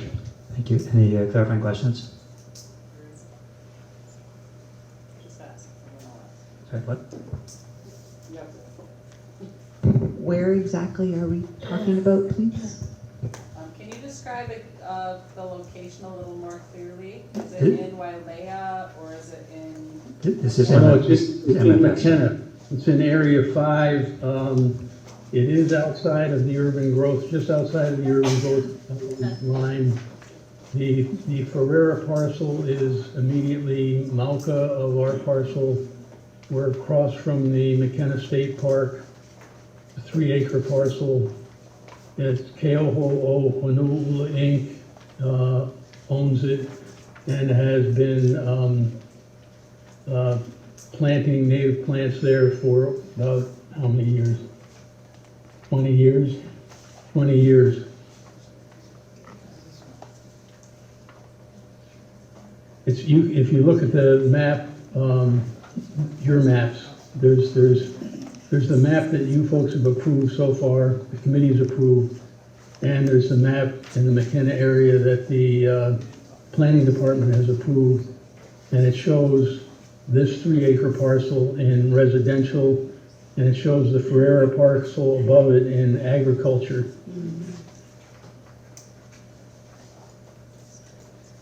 Our parcel is State Land Use Commission agriculture.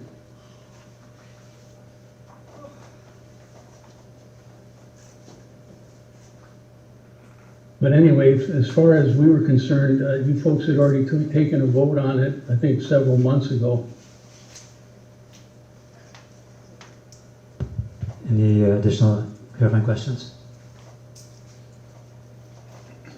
Thank you. Do we have any more testifiers? Any more testifiers? Unmute your mic and speak if you're online. Rob Cole. Rob Cole. Okay. Can you hear me? Yes. Oh, okay. Good evening, everyone. Thank you, volunteer members of the Cpac, and thank you, staff.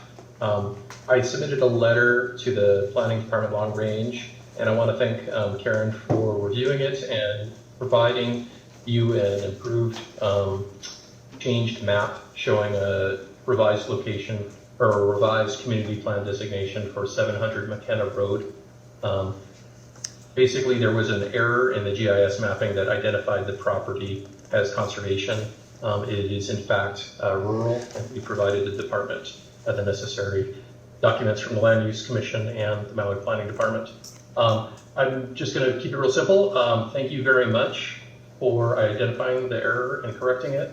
And we would request that the Cpac adopt those changes to correct that error. And once again, thank you, and shout out to Will Spence. Thank you also for identifying this error early in the process. Mahalo. Thank you. Any clarifying questions? Okay, Daniel. I don't have it for the testifier. I just wanted to confirm with planning that what he said is corrected on the map that we had before. When we get to discussion about that, I'll point out where it is. Okay. Any other clarifying questions? Thank you. Do we have any additional testifiers?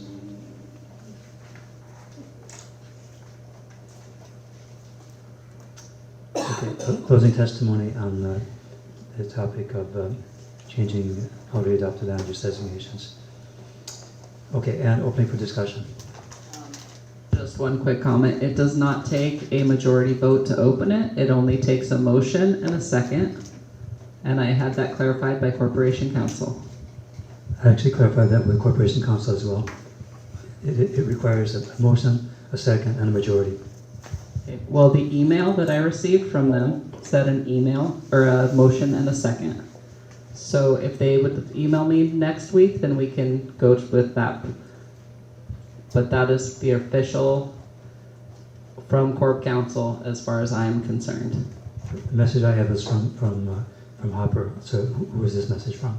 Hopper. Typical Hopper. He's hopping around. Can we call Hopper? It's also well documented in Robert's Rules, Section 12. And there's nothing in our rules that override Section 12. So the reason that it is that you can just do a motion and a second is because nothing has been, it's not to the final phase of the plan. That at the final meeting, when you guys have finally adopted everything, then you need a motion, a second, and the majority vote. In this case, you just need a motion and a second. You need a motion, a second, and a majority to change an decision that's been made. And we already have a motion. We had a motion. We had motions in all these cases so far, and the majority votes on them. To change an existing decision, it requires a majority vote. Rob, this was the advice I got from Corporation Counsel explaining the exact situation. Please follow Corporation Counsel's advice and do as I am requesting. Mike?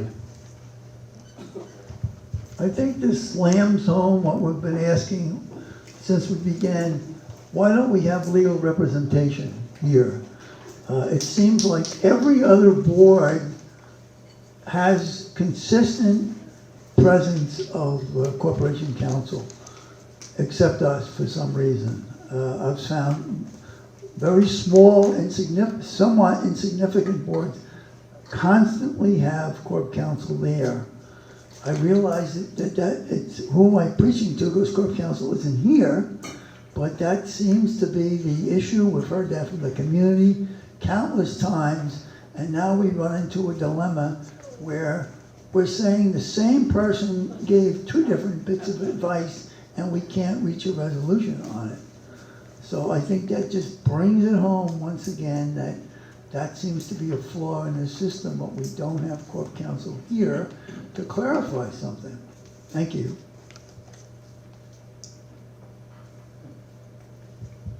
So all this time, Karen, we're not doing what we're supposed to do.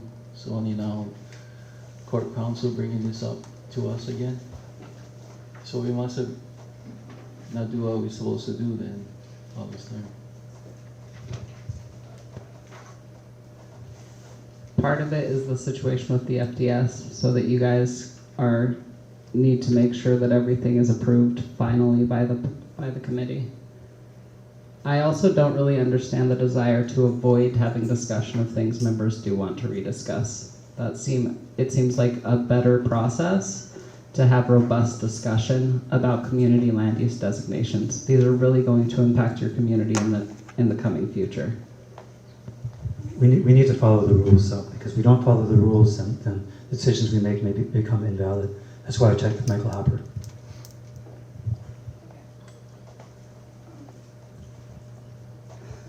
Everett?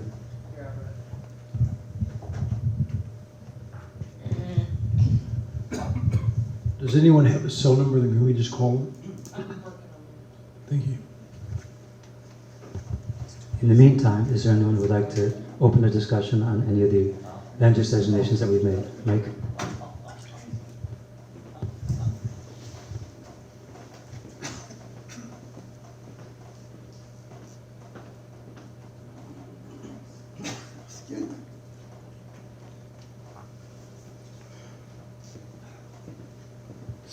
Okay, if I have the process right, I would like to request, making a motion to request that we open sub-area 1, Maui, for discussion. Second. Do you want to make that more specific, like Pohakea, for example? Correct, that's what I wanted to discuss. I wasn't sure if we had to make a general comment on the area first, but yes, that's correct. Second. Yoki seconds, okay. Okay, I had thought about this when we had our first delay, that it seemed like when we had a discussion on Maui, we spent an inordinate amount of time on the red triangle. We spent a lot of discussion on it, and then everything else was just kind of, yes, we'll leave it in place. And even before we had this disastrous fire, that came back to me, that why aren't we making that open space instead of ag? Because if it's open space, you can't build there. And now that has certainly been rammed home, and we saw, I lost count of how many testifiers from Alaya have made the same request, that we change from ag to open space, that we want to change our decision on it. So that's what I would like to make the motion for.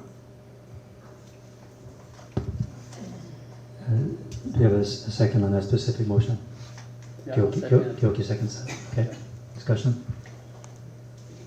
Right, Kyoki. Yeah, thank you, Mike, for making that. I agree. That time it was obviously it was difficult for myself, being the Maui boy.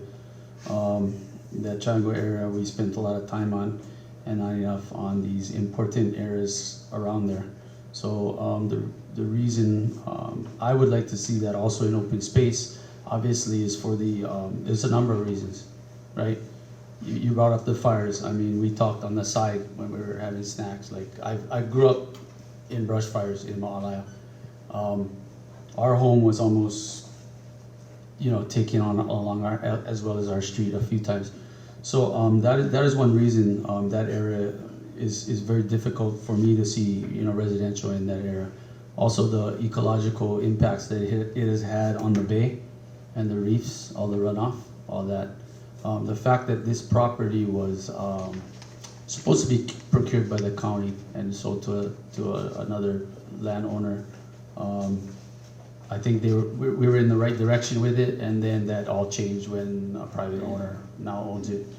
So again, I hope everyone understands the reasonings behind my and Mike's comments to redesignate that area.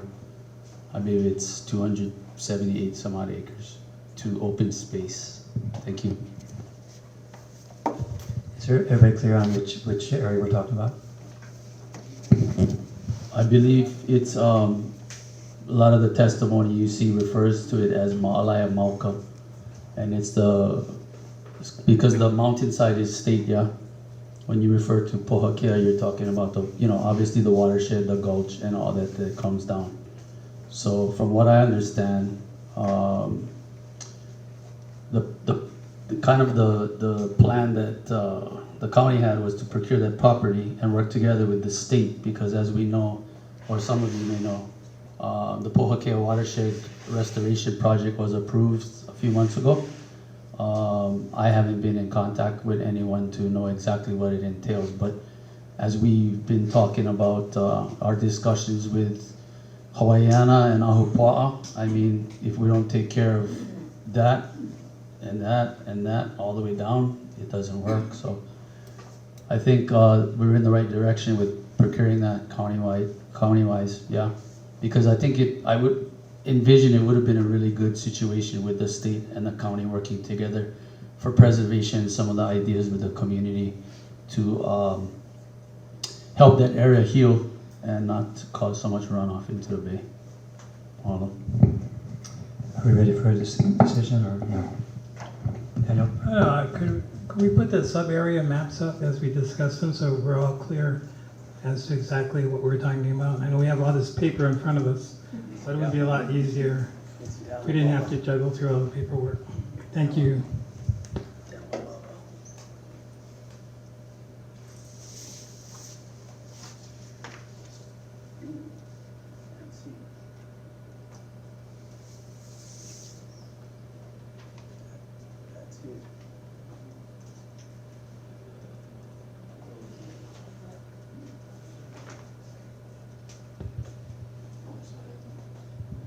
Are we ready for a decision on this?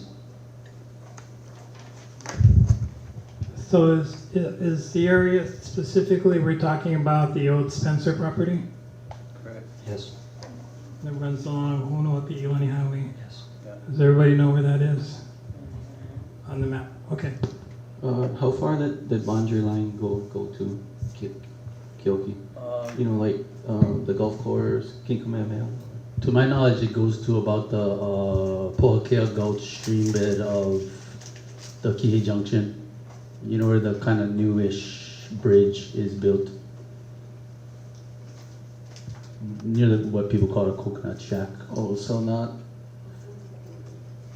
Yeah, before the, oh, so before the quarry. right before. The stream bed of Pohakea Gulch, which is Pohakea Stream. Oh, so we're not talking all the green spaces that go past the Malai Junction then? We're just talking, Yeah, that area from the junction down towards the Ocean Center. That I believe is the property, 278 some odd acres. so this is not the place where they started to bring in equipment and the water tankers? I believe so. There's been some activity. So there's construction going on up there already? Yeah. So is this the place we're talking about? They're bringing in the tankers, they're bringing in the grubbing and grading equipment, they're making the roadways to get access, to clear. It's been going 2 weeks now. So, okay, so so definitely, no bill, nothing here. This area was training for the Nakoa warriors back in the day. Obviously, the Hawaiians never built there because the winds obviously blow a lot over there. So if you build homes, your roof gonna be gone. You gotta change it or whatever. Your plants all gonna lean one way. You gotta watch your door when you go out. You're gonna slam your fingers. Your kids, they're gonna get all that kind of stuff gonna kick in, right? And then we get the fire. So yeah, not a good idea we put housing, but the one part, I kind of like ag. I just talking, just kind of like ag, because you can put people there that are gonna take care of the ag. If you leave them open space, still gonna get fire. The cattle gotta run for the hill, hope they get through the gate, or they're gonna get toasted. So definitely open space or ag. I just rethinking and thinking ag. Because right down the road, you know, if Kelly was here, I was gonna ask, hey, how are you guys project doing down there? The sunflower seeds. And then you get Bobby Paia guys, Hanale Koliaro, they are doing well with the ag lands. So I just was thinking if ag would be best, because then you're gonna have people managing that every day. Then open space, but definitely no housing, for sure. Sure. Yeah, so as ag, you're either gonna have agricultural crops or you're gonna have ag lots like you see along your Poco and Wailuku Country Estates, yeah, these gentlemen lots. I would hope to see some type of preservation where groups can come in and give their manao and see what can be planted and implemented over there. Yeah, thank you. And Toby, you're working with the watershed, right? Nearby. Oh, nearby.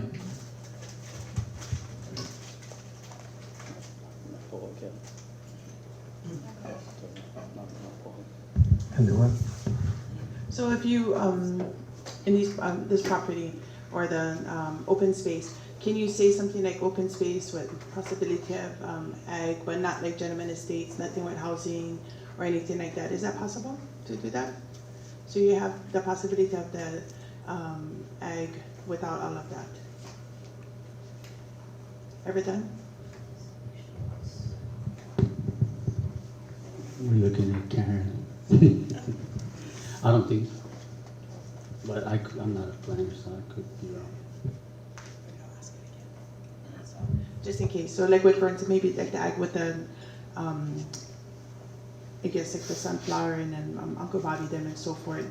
And that area doesn't seem as affected by the wind as you would come more down. But we would not want to stop the possibility of having some type of ag in the area, but definitely not gentleman estates or anything like that. Yeah. So is it possible to say open space with a caveat or something? Is that possible?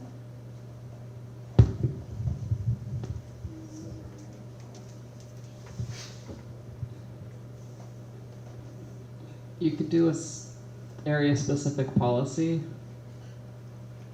but agriculture and open space are two different designations. So if you want open space, it should be open space. And agriculture is a different designation. I think it was 256 acres or whatever it is. I think it's 257 acres. Could you say X% of it could be open for ag? Yeah. Like that? You know what is interesting with that property is that at one time they were like subleasing out parcels for people to grow stuff, which is a great idea. Except what do you grow in a place that averages 25-mile-an-hour trade winds through the tunnel? Yeah, so things cannot pollinate and right. So you have a really limited, I feel like a limited crop choice in a place like Maui. And then there's the issues of water, yeah, because Maui is traditionally a very arid area, and water in Maui, like in Kula Moku, is more underground than anything else. Yeah, there's still a lot of aquifer, but not so much in that area to my knowledge. So therefore my reason to have that discussion is that the probability of having something that could flourish in that area is not possible. And I know I see cows a little bit when you go in town, Wailuku, get cows over there, but other than that, so then that would make me more apt to say open space. Yeah. So that's why I got to talk about the possibilities, and then you just said unlikely, basically. So I wish Coco were here because we need a good Hawaiian plant person. Because I know that in Maui there are native species that still make it through the droughts. Right now, all the ualoa is in dormancy stage. Mm-hmm. And I see that and I'm like, oh, no worry, water coming in a couple months, hopefully, But there's a number of plants that grow in Maui that can grow in that area. It can be it can, with some planning, it can be possible. Definitely, I see it. Yeah. So with preservation of open space, that you could have that partnership where people can come in and possibly do something for beautification purposes. Sure. So if we say that, then I would support that, because I'd hate to, say absolutely not. And I was thinking uhaloa because my grandma grew it in Kihei, dirt, never have water. I couldn't believe was something that we would take, and I know it grew. It's medicinal. So yes. So with that said, so I would like to support something like that. So it's a pohinahina can grow in areas like that. There's a'ali'i on the hillsides that I have seen in my hikes to assess native plant. Brian's been waiting for the word here for quite a while here. Thank you. I just have a quick question. If we designated open space, who's maintaining it? Question about who maintains the property? It's the property owner. Okay, that just raises something else that we have to talk about at a different time. Because we don't have anybody that really enforces that the properties are maintained. So that would be my hesitation for open space. I understand, I hear the logic, but we don't have an agency at this point that does enforcement to make sure that the land is actually maintained, which is why we have our gulch issues, which is why we don't have fire breaks. So unless we have somebody that's going to go maintain and keep people kind of on task, that would give me concern of keeping it an open space, because it could create just as big a problem that we're trying to prevent. So, don't know the answer, by the way.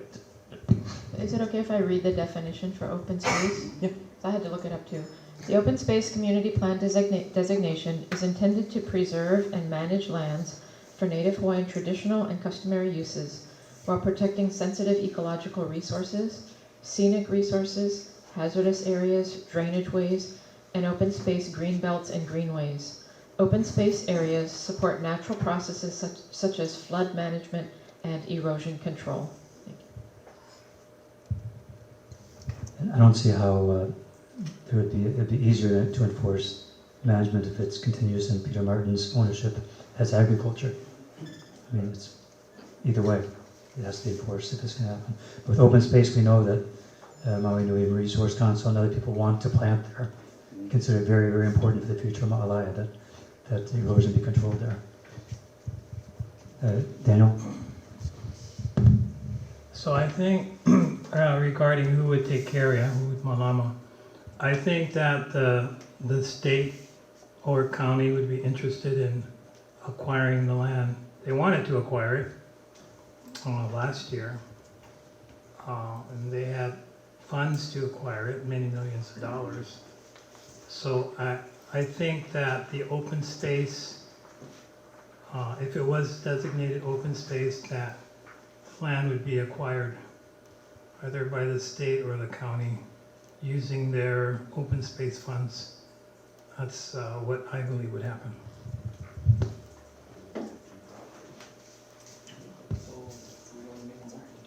There is a motion. We did it. Sorry?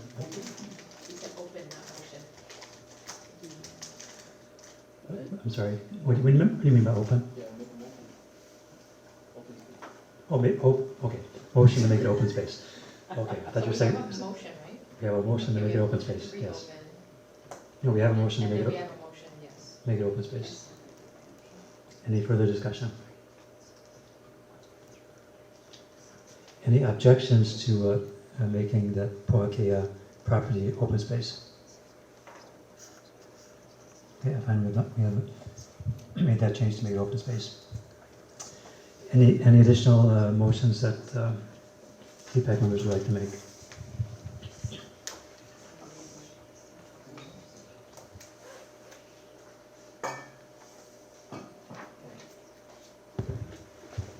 So I got a response from Michael Hopper about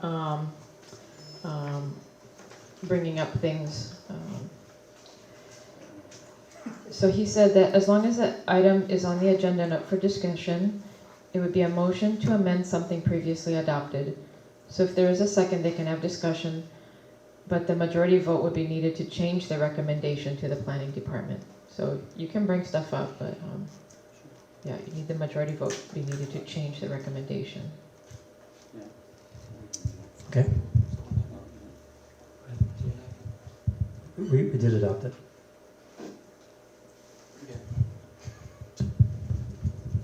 So I make one motion, or I request for amend, that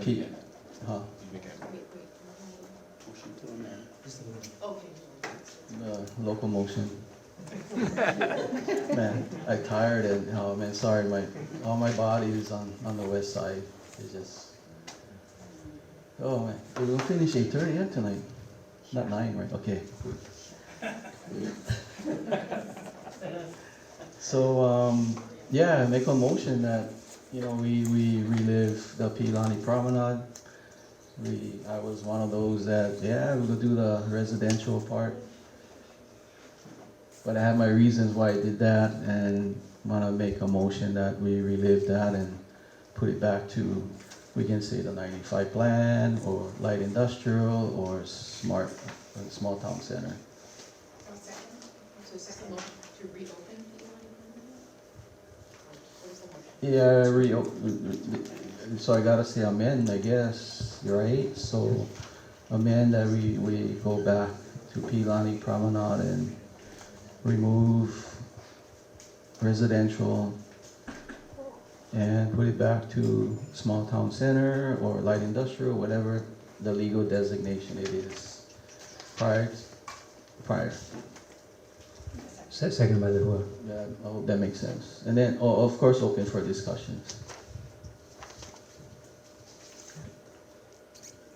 I have a question before we. Go ahead. But would this be for sub area 2 North Key or just specifically for that? We're just going to stick to that one. Ooh, it's a hard question. Yeah, only that one. Okay. Let's get Kapo in the area. The one by Ohukai and Ka'olulu and Yeah. That parcel, the Pilani Promenade. Yep. I think. Is that the one? The brown one? Or the purple one? That's just the yellow. Oh, the yellow one. The yellow one, and we put those buffers in, right? The green. Okay, so.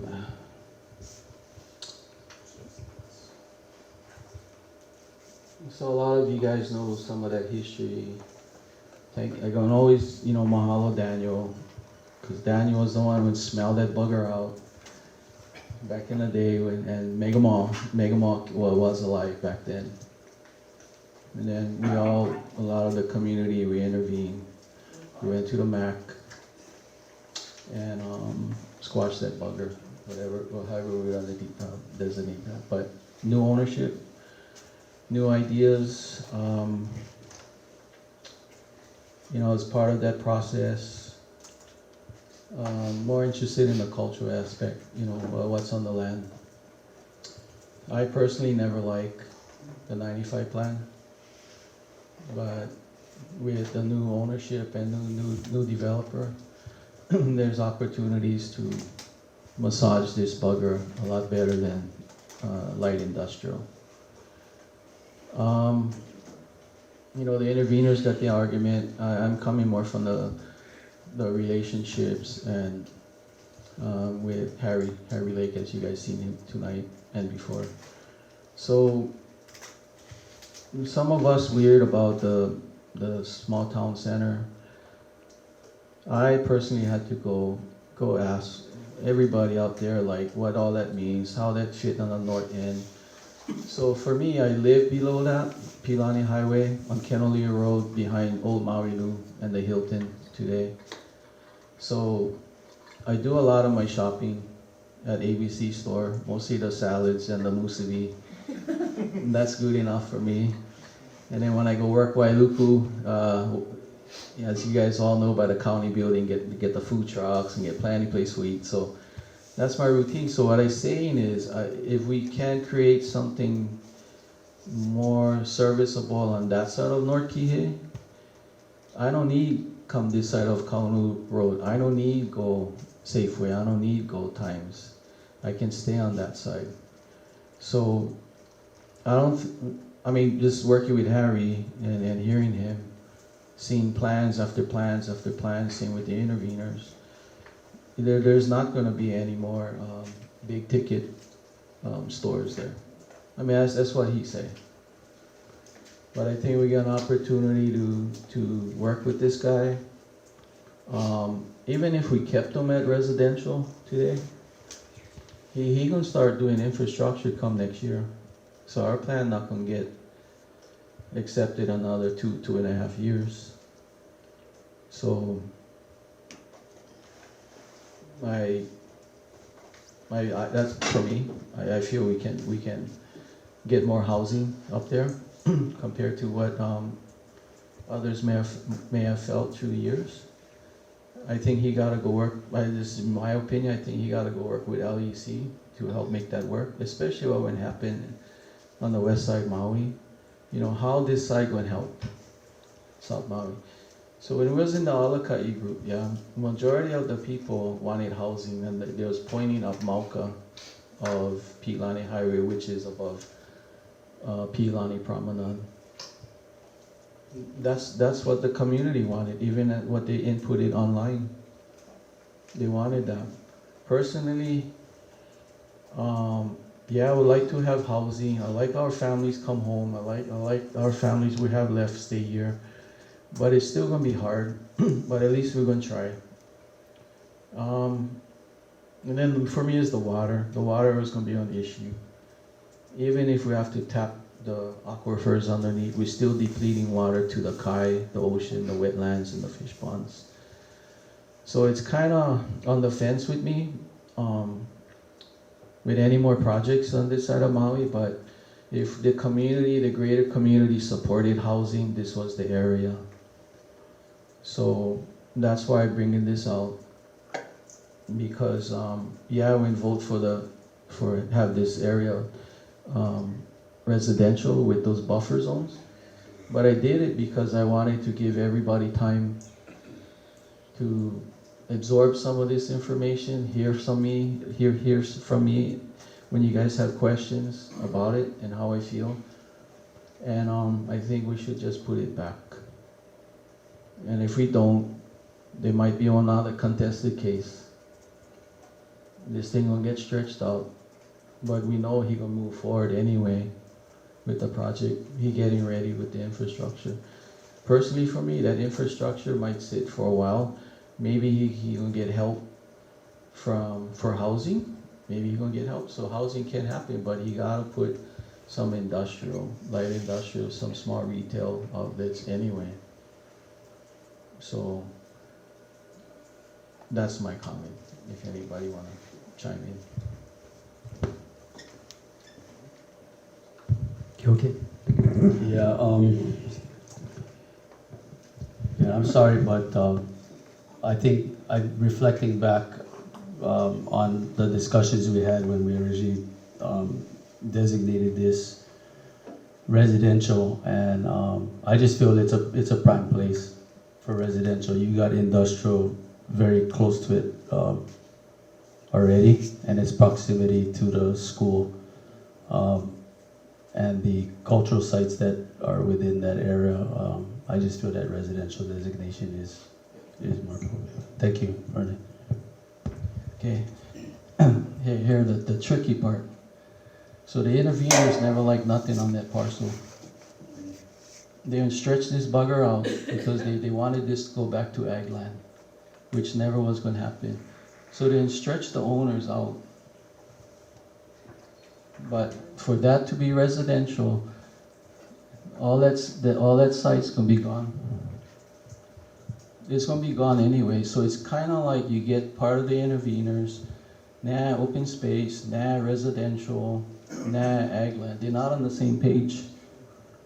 So I would support the residential because I wanted to see how this gonna play out.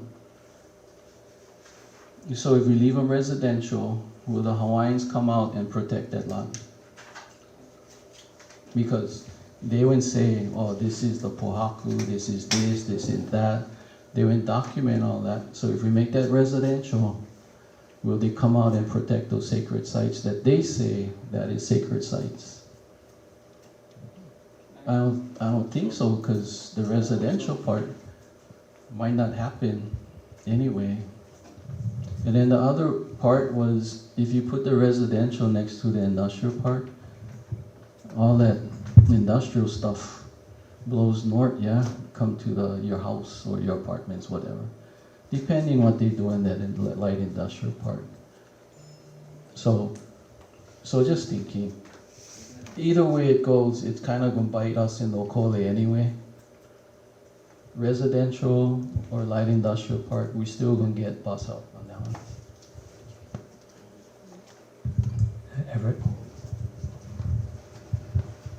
I agree with Vernon. I think given the state land use designation and given the settlement, I think it should be small town center, which allows for residential. Brian? Can I just clarify, because Vernon was saying that it's light industrial, isn't it an employment center? Is that purple is? The light purple is employment center, which includes light industrial. It is sort of the light industrial designation. The reason for small town center on the Pi'ilani Promenade site was because there was an interest in having that be partially residential and partially more like a small town center, like where you'd have both. Light industrial would not allow as much of that, and if it's purely residential, they do already have approvals for light industrial. So it would actually be more likely that that's what's going to happen.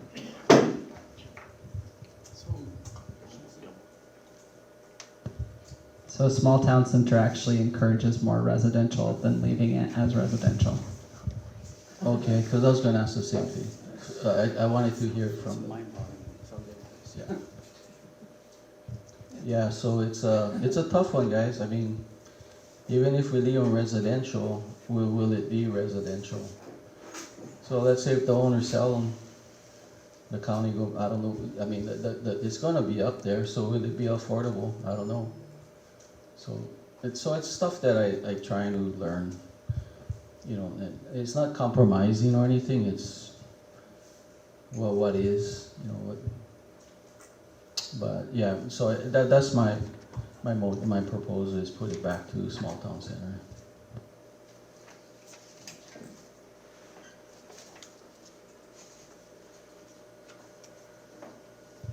Was that a motion to put it back to?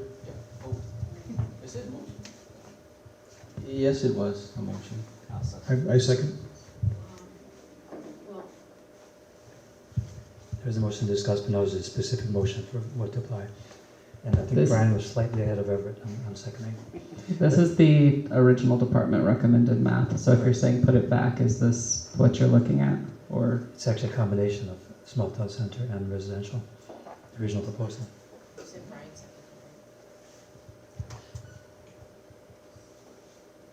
Oh, yeah, that's the beige, is that the beige? Yes, right below the red is the small town, and then right behind that is the residential. And then the yellow is, that's residential, yeah. And it also has less of a buffer.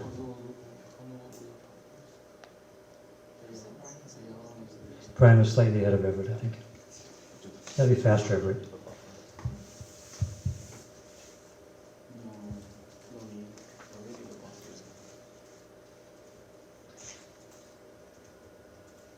So I just want to remind you guys about the discussion we had when we decided this. It was Cody who proposed this, and it was partly significantly larger buffers around the gulches, around the gulch, and also around the known cultural site areas.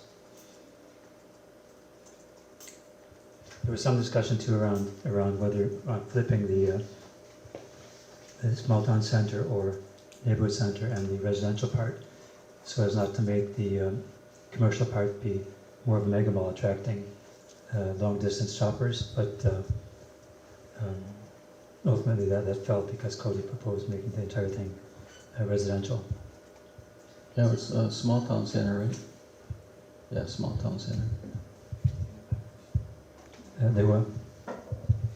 So Rob, your comments in regards to what Cody had recommended for the buffer around the cultural sites in the other area, is that just brought up, so maybe we can put that in the motion, that to make it the small town center with an emphasis on having the buffers. Yeah, the around buffers actually is in place, so the gulch is the buffer. Yeah. So, I and think Cody wanted to make it even wider, yeah? so if we add the buffer, again, he probably gotta go see LUC. You know what I mean? Yeah. Because he have one plan already. Hey, can we use him for reference? The landowner? No? Okay, can we use him for reference to verify? Harry Lake? Yeah. Is he still there? No, I mean, for explain that part, like the buffer, because. So designate him as a resource. Yeah, and then you designate can- him as a resource. And that would be a friendly amendment. Friendly amendment.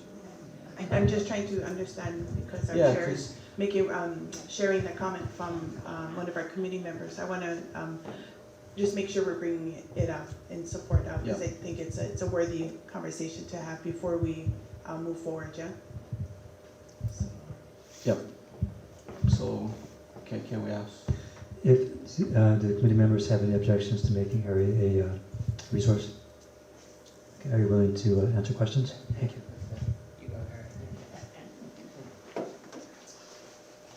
Well, thank you, committee, for having this very productive discussion.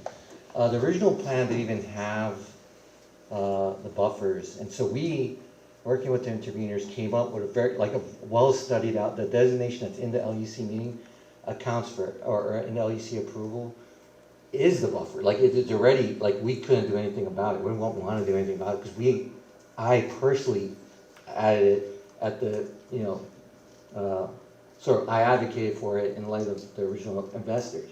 So I'm relatively new to the project. I don't understand the mega mall. It's like a child talk to me, because I don't even, it's like my 5-year-old talking, but so there's no concept of that. So the idea is we just want to be consistent with the plan, so that what we can do was sustainable development. You're on a highway at an intersection of two highways.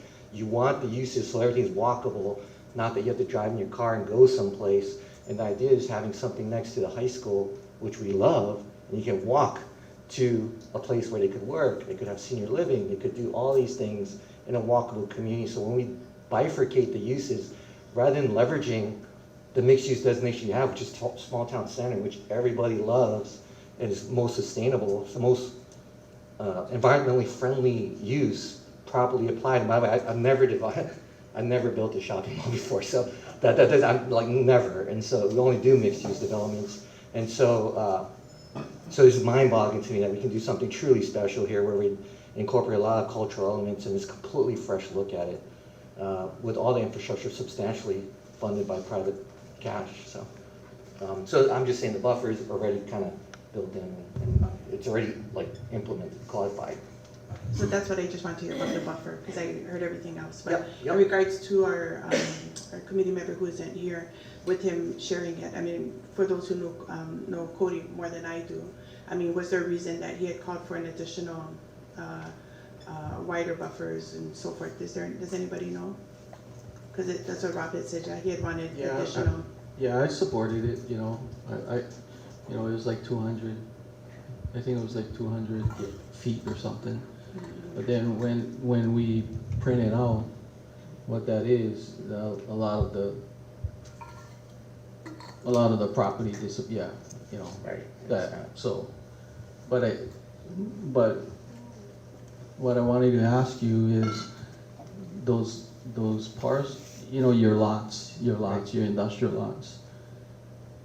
Last time we talked that those lots not going to have like pavement. It's all going to be like, you know, like the gulches there, but then this is all going to be like kind of like fenced in, you know, natural pervious kind of thing. We're incorporated, but I mean there'll be some pavement for sure. I mean, you know, like a standard. I don't want to overrep. It's not going to be like, you know, grass paving or anything. But the idea is that it will be sustainable. The idea that buffer is not even like studied. You know, it's just the idea of hey, more is better, which I love too. But the designation that was actually implemented and approved by the LEC, which we had to fight for, the LEC actually rejected it initially. I think Daniel probably recalls that we had to go back and get it approved. Was like studied. I mean, Archaeology went in there, Zamanek went in there. It's heavily studied, and so it's not like a arbitrary sort of easement. The idea is, hey, it was super thoughtful, and at the point, it wasn't just protecting segments, which could have been done, but it was the idea, hey, let's do the whole gully. So I mean, and then it's still feasible and consistent with the LUC. So that was the idea. Thank you. Yeah. So out of respect to Coco and Cody, or Cody is, you know, he brought that up, you know, the buffer, maybe as something we may have to relive, if you guys agree, at least on the buffer, or do we want to come up with a buffer right here, right now? Because Cody will stay, you know, and I like to hear from him too, but. No, absolutely. We can amend that, but at least we can get that motion and that designation. Or do we do the buffer now, or? Well, if I can explain. So no, we don't have to. I only brought it up because if our chair brings it up, then it must be important for him to have said that. So I just wanted to make sure that I heard him correctly and then offer, you know, my thoughts on it. I think I've got enough information. I don't want this to be stalled just based on that. And I think that what Harry had said would suffice.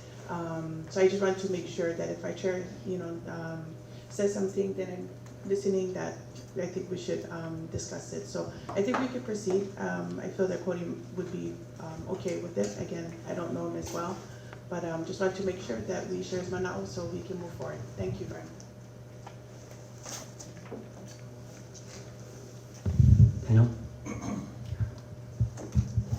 So besides Cody proposing the buffer, which was voted on and accepted by the body, I recommended 100-foot buffer along Pi'ilani Highway, which was always also accepted by the board, and if you may not recall why I recommended that, is because the original owners, Mrs. Rice, wanted to make sure the front of this 123 lot subdivision, light industrial subdivision, was beautified along Piilani Highway. And there was also to be a road on the property that ran parallel to Piilani Highway. So instead of having the road, keeping with the vision of the Rices, to make sure the area parallel to the road is beautified, I suggested we have a 100-foot buffer between Piilani Highway and, a green buffer. So that was part of the recommendations that were approved.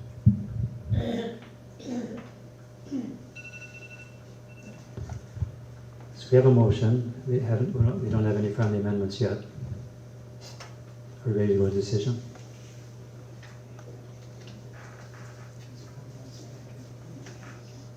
I'm going to ask for a vote on this because I think there is some. Okay, but someone needs to make the motion to add the buffers. So there's two separate things. One is the 200-foot buffer. So we decided when we last discussed this to add 200-foot buffers along the gulches and 100-foot buffer along the highway. So is that a friendly amendment? A proposal for a friendly amendment? No, my buffer is really because that was already passed, so. So you want to put that 200-foot buffer? Yeah, whatever I think Daniel, you just wanted the 100 on the roadway, yeah? Yeah. I brought that up before, so that's why I'm bringing it up again. Yeah. It was never. Yeah, I think Never voted on. I mean, if you guys okay with the 100-foot buffer from the roadway and then take out the 200.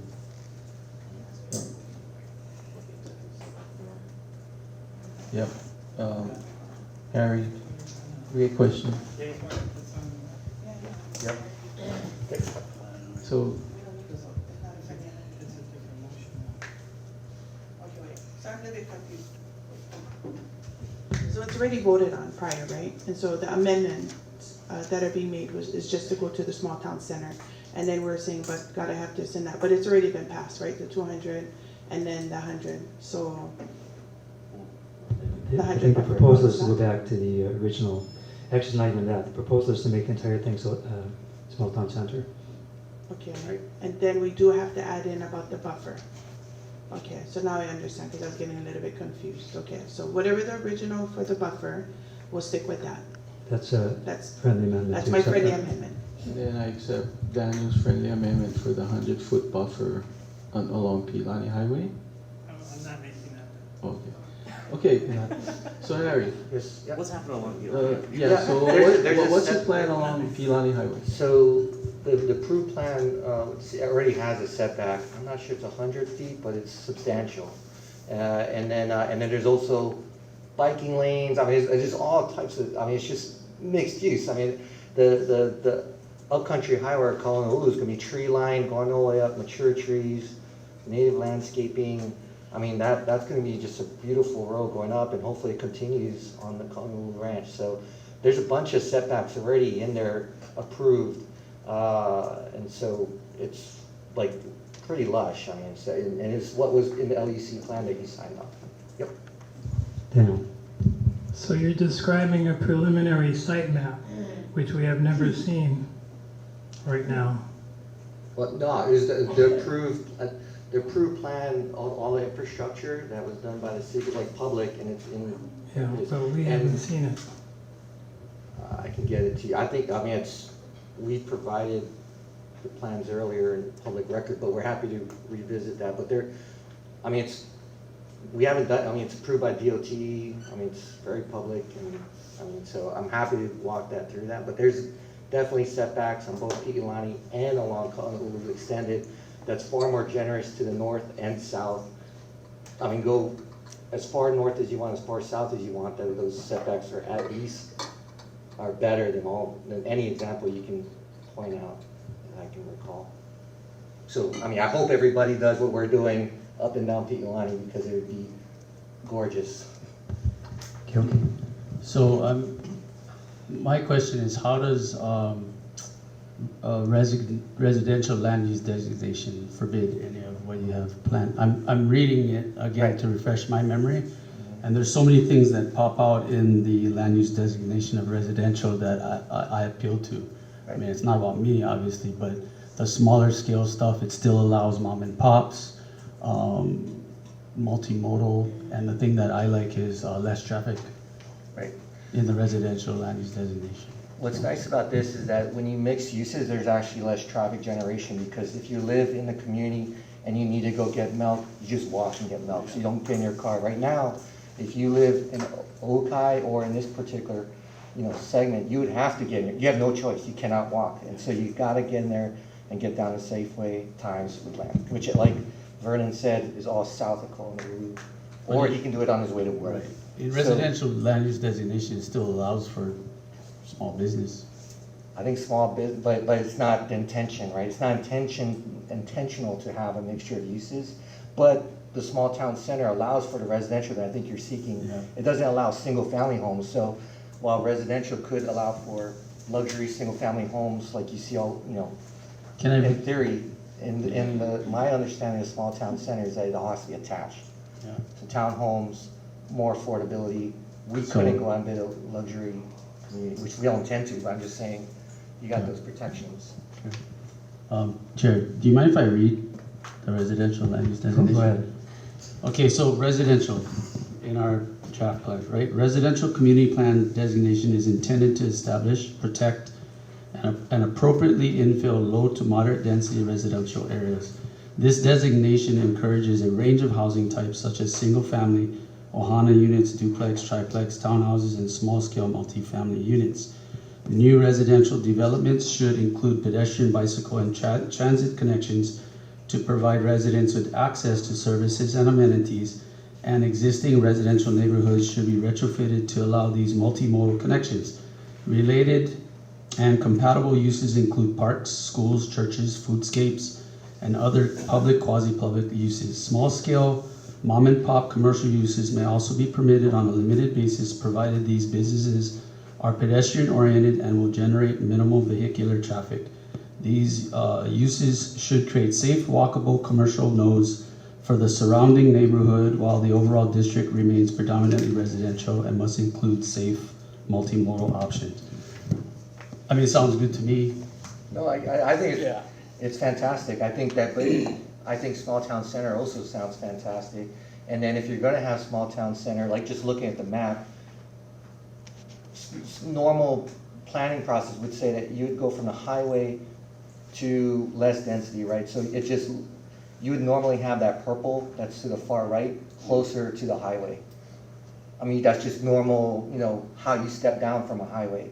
You'd never go residential and then go small town center to the right, or higher. I mean, just logically, if you're gonna. So I'm just saying, if you're gonna do small town center, you want it on a highway, and if you're at an intersection of two potential highways, that's exactly where you're gonna put it. So we want residential. We just want to be Pono with the existing approvals that we have, and small town center is quite frankly the only designation I see that allows us to do that and be consistent with LUC. Now, the small town center designation, as you have it, allows for residential. I think it encourages residential, and we always wanted to do it, and then with the support and obviously what we're suffering from right now, obviously there's heavy motivation. That's the smartest thing to do anyway. I think we need to get to a decision. Yeah. We need to get to a decision here. So, are there any friendly amendments, or is it just all small town center with the no buffer along Pilai Highway and no expanded gulches buffers? No amendments. So I'm looking at the stipulation in order. On the bottom, get the map that the interveners agreed. And then the measurements from the road to the first building. So there's 84 feet and 7 something. So there's about 84 feet buffer already from the highway to inside, so. But that's from the last plan, Daniel. But that's that 95 plan. And the only part that's preserved is the up in the corner. Okay, can we get to a decision then? Because we have a proposal. We don't have any counter proposals. We have no amendments to the proposal. Call for the vote. Everett calls for the vote. Those in favor of the motion to convert the, it's actually two properties which are part of the Pilani Promenade to All Small Town Center. Please raise your hand. In favor?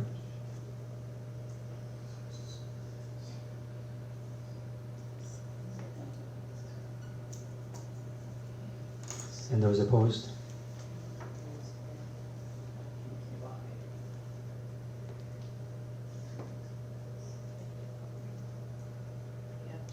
And the abstaining besides me? It's me, okay. So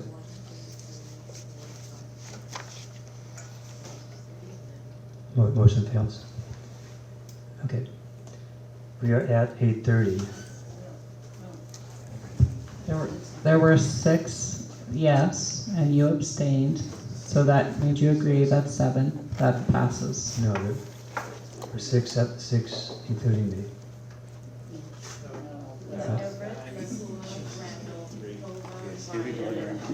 Okay, I vote no. Oh, you vote Oh, no. So, okay. So what is the final vote count? Didn't you abstain? Yeah, 6 yeses, 4 noes. Okay, motion fails. So we're at 6:30. I'm sorry, 8:30. You abstained. I changed my mind. Can you do that? Yes, you can change your mind.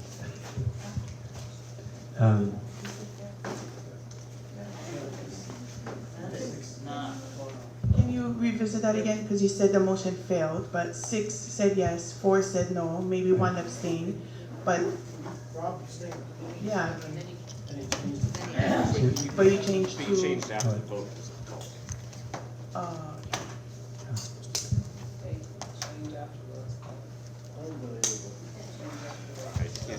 Change after. Rob, you abstained. You can't then change your mind Okay. after a vote. Okay. In that case, the motion carried. Okay. Well, we're at 8:30, and it's time to end this meeting. So, 8:31 meeting is closed, and actually, I think what we'll do is we will recess this meeting because we have not finished either the changes to the existing reviewing all the land use definitions or the text for those sections 3.1 to 3.5. So this meeting is recessed.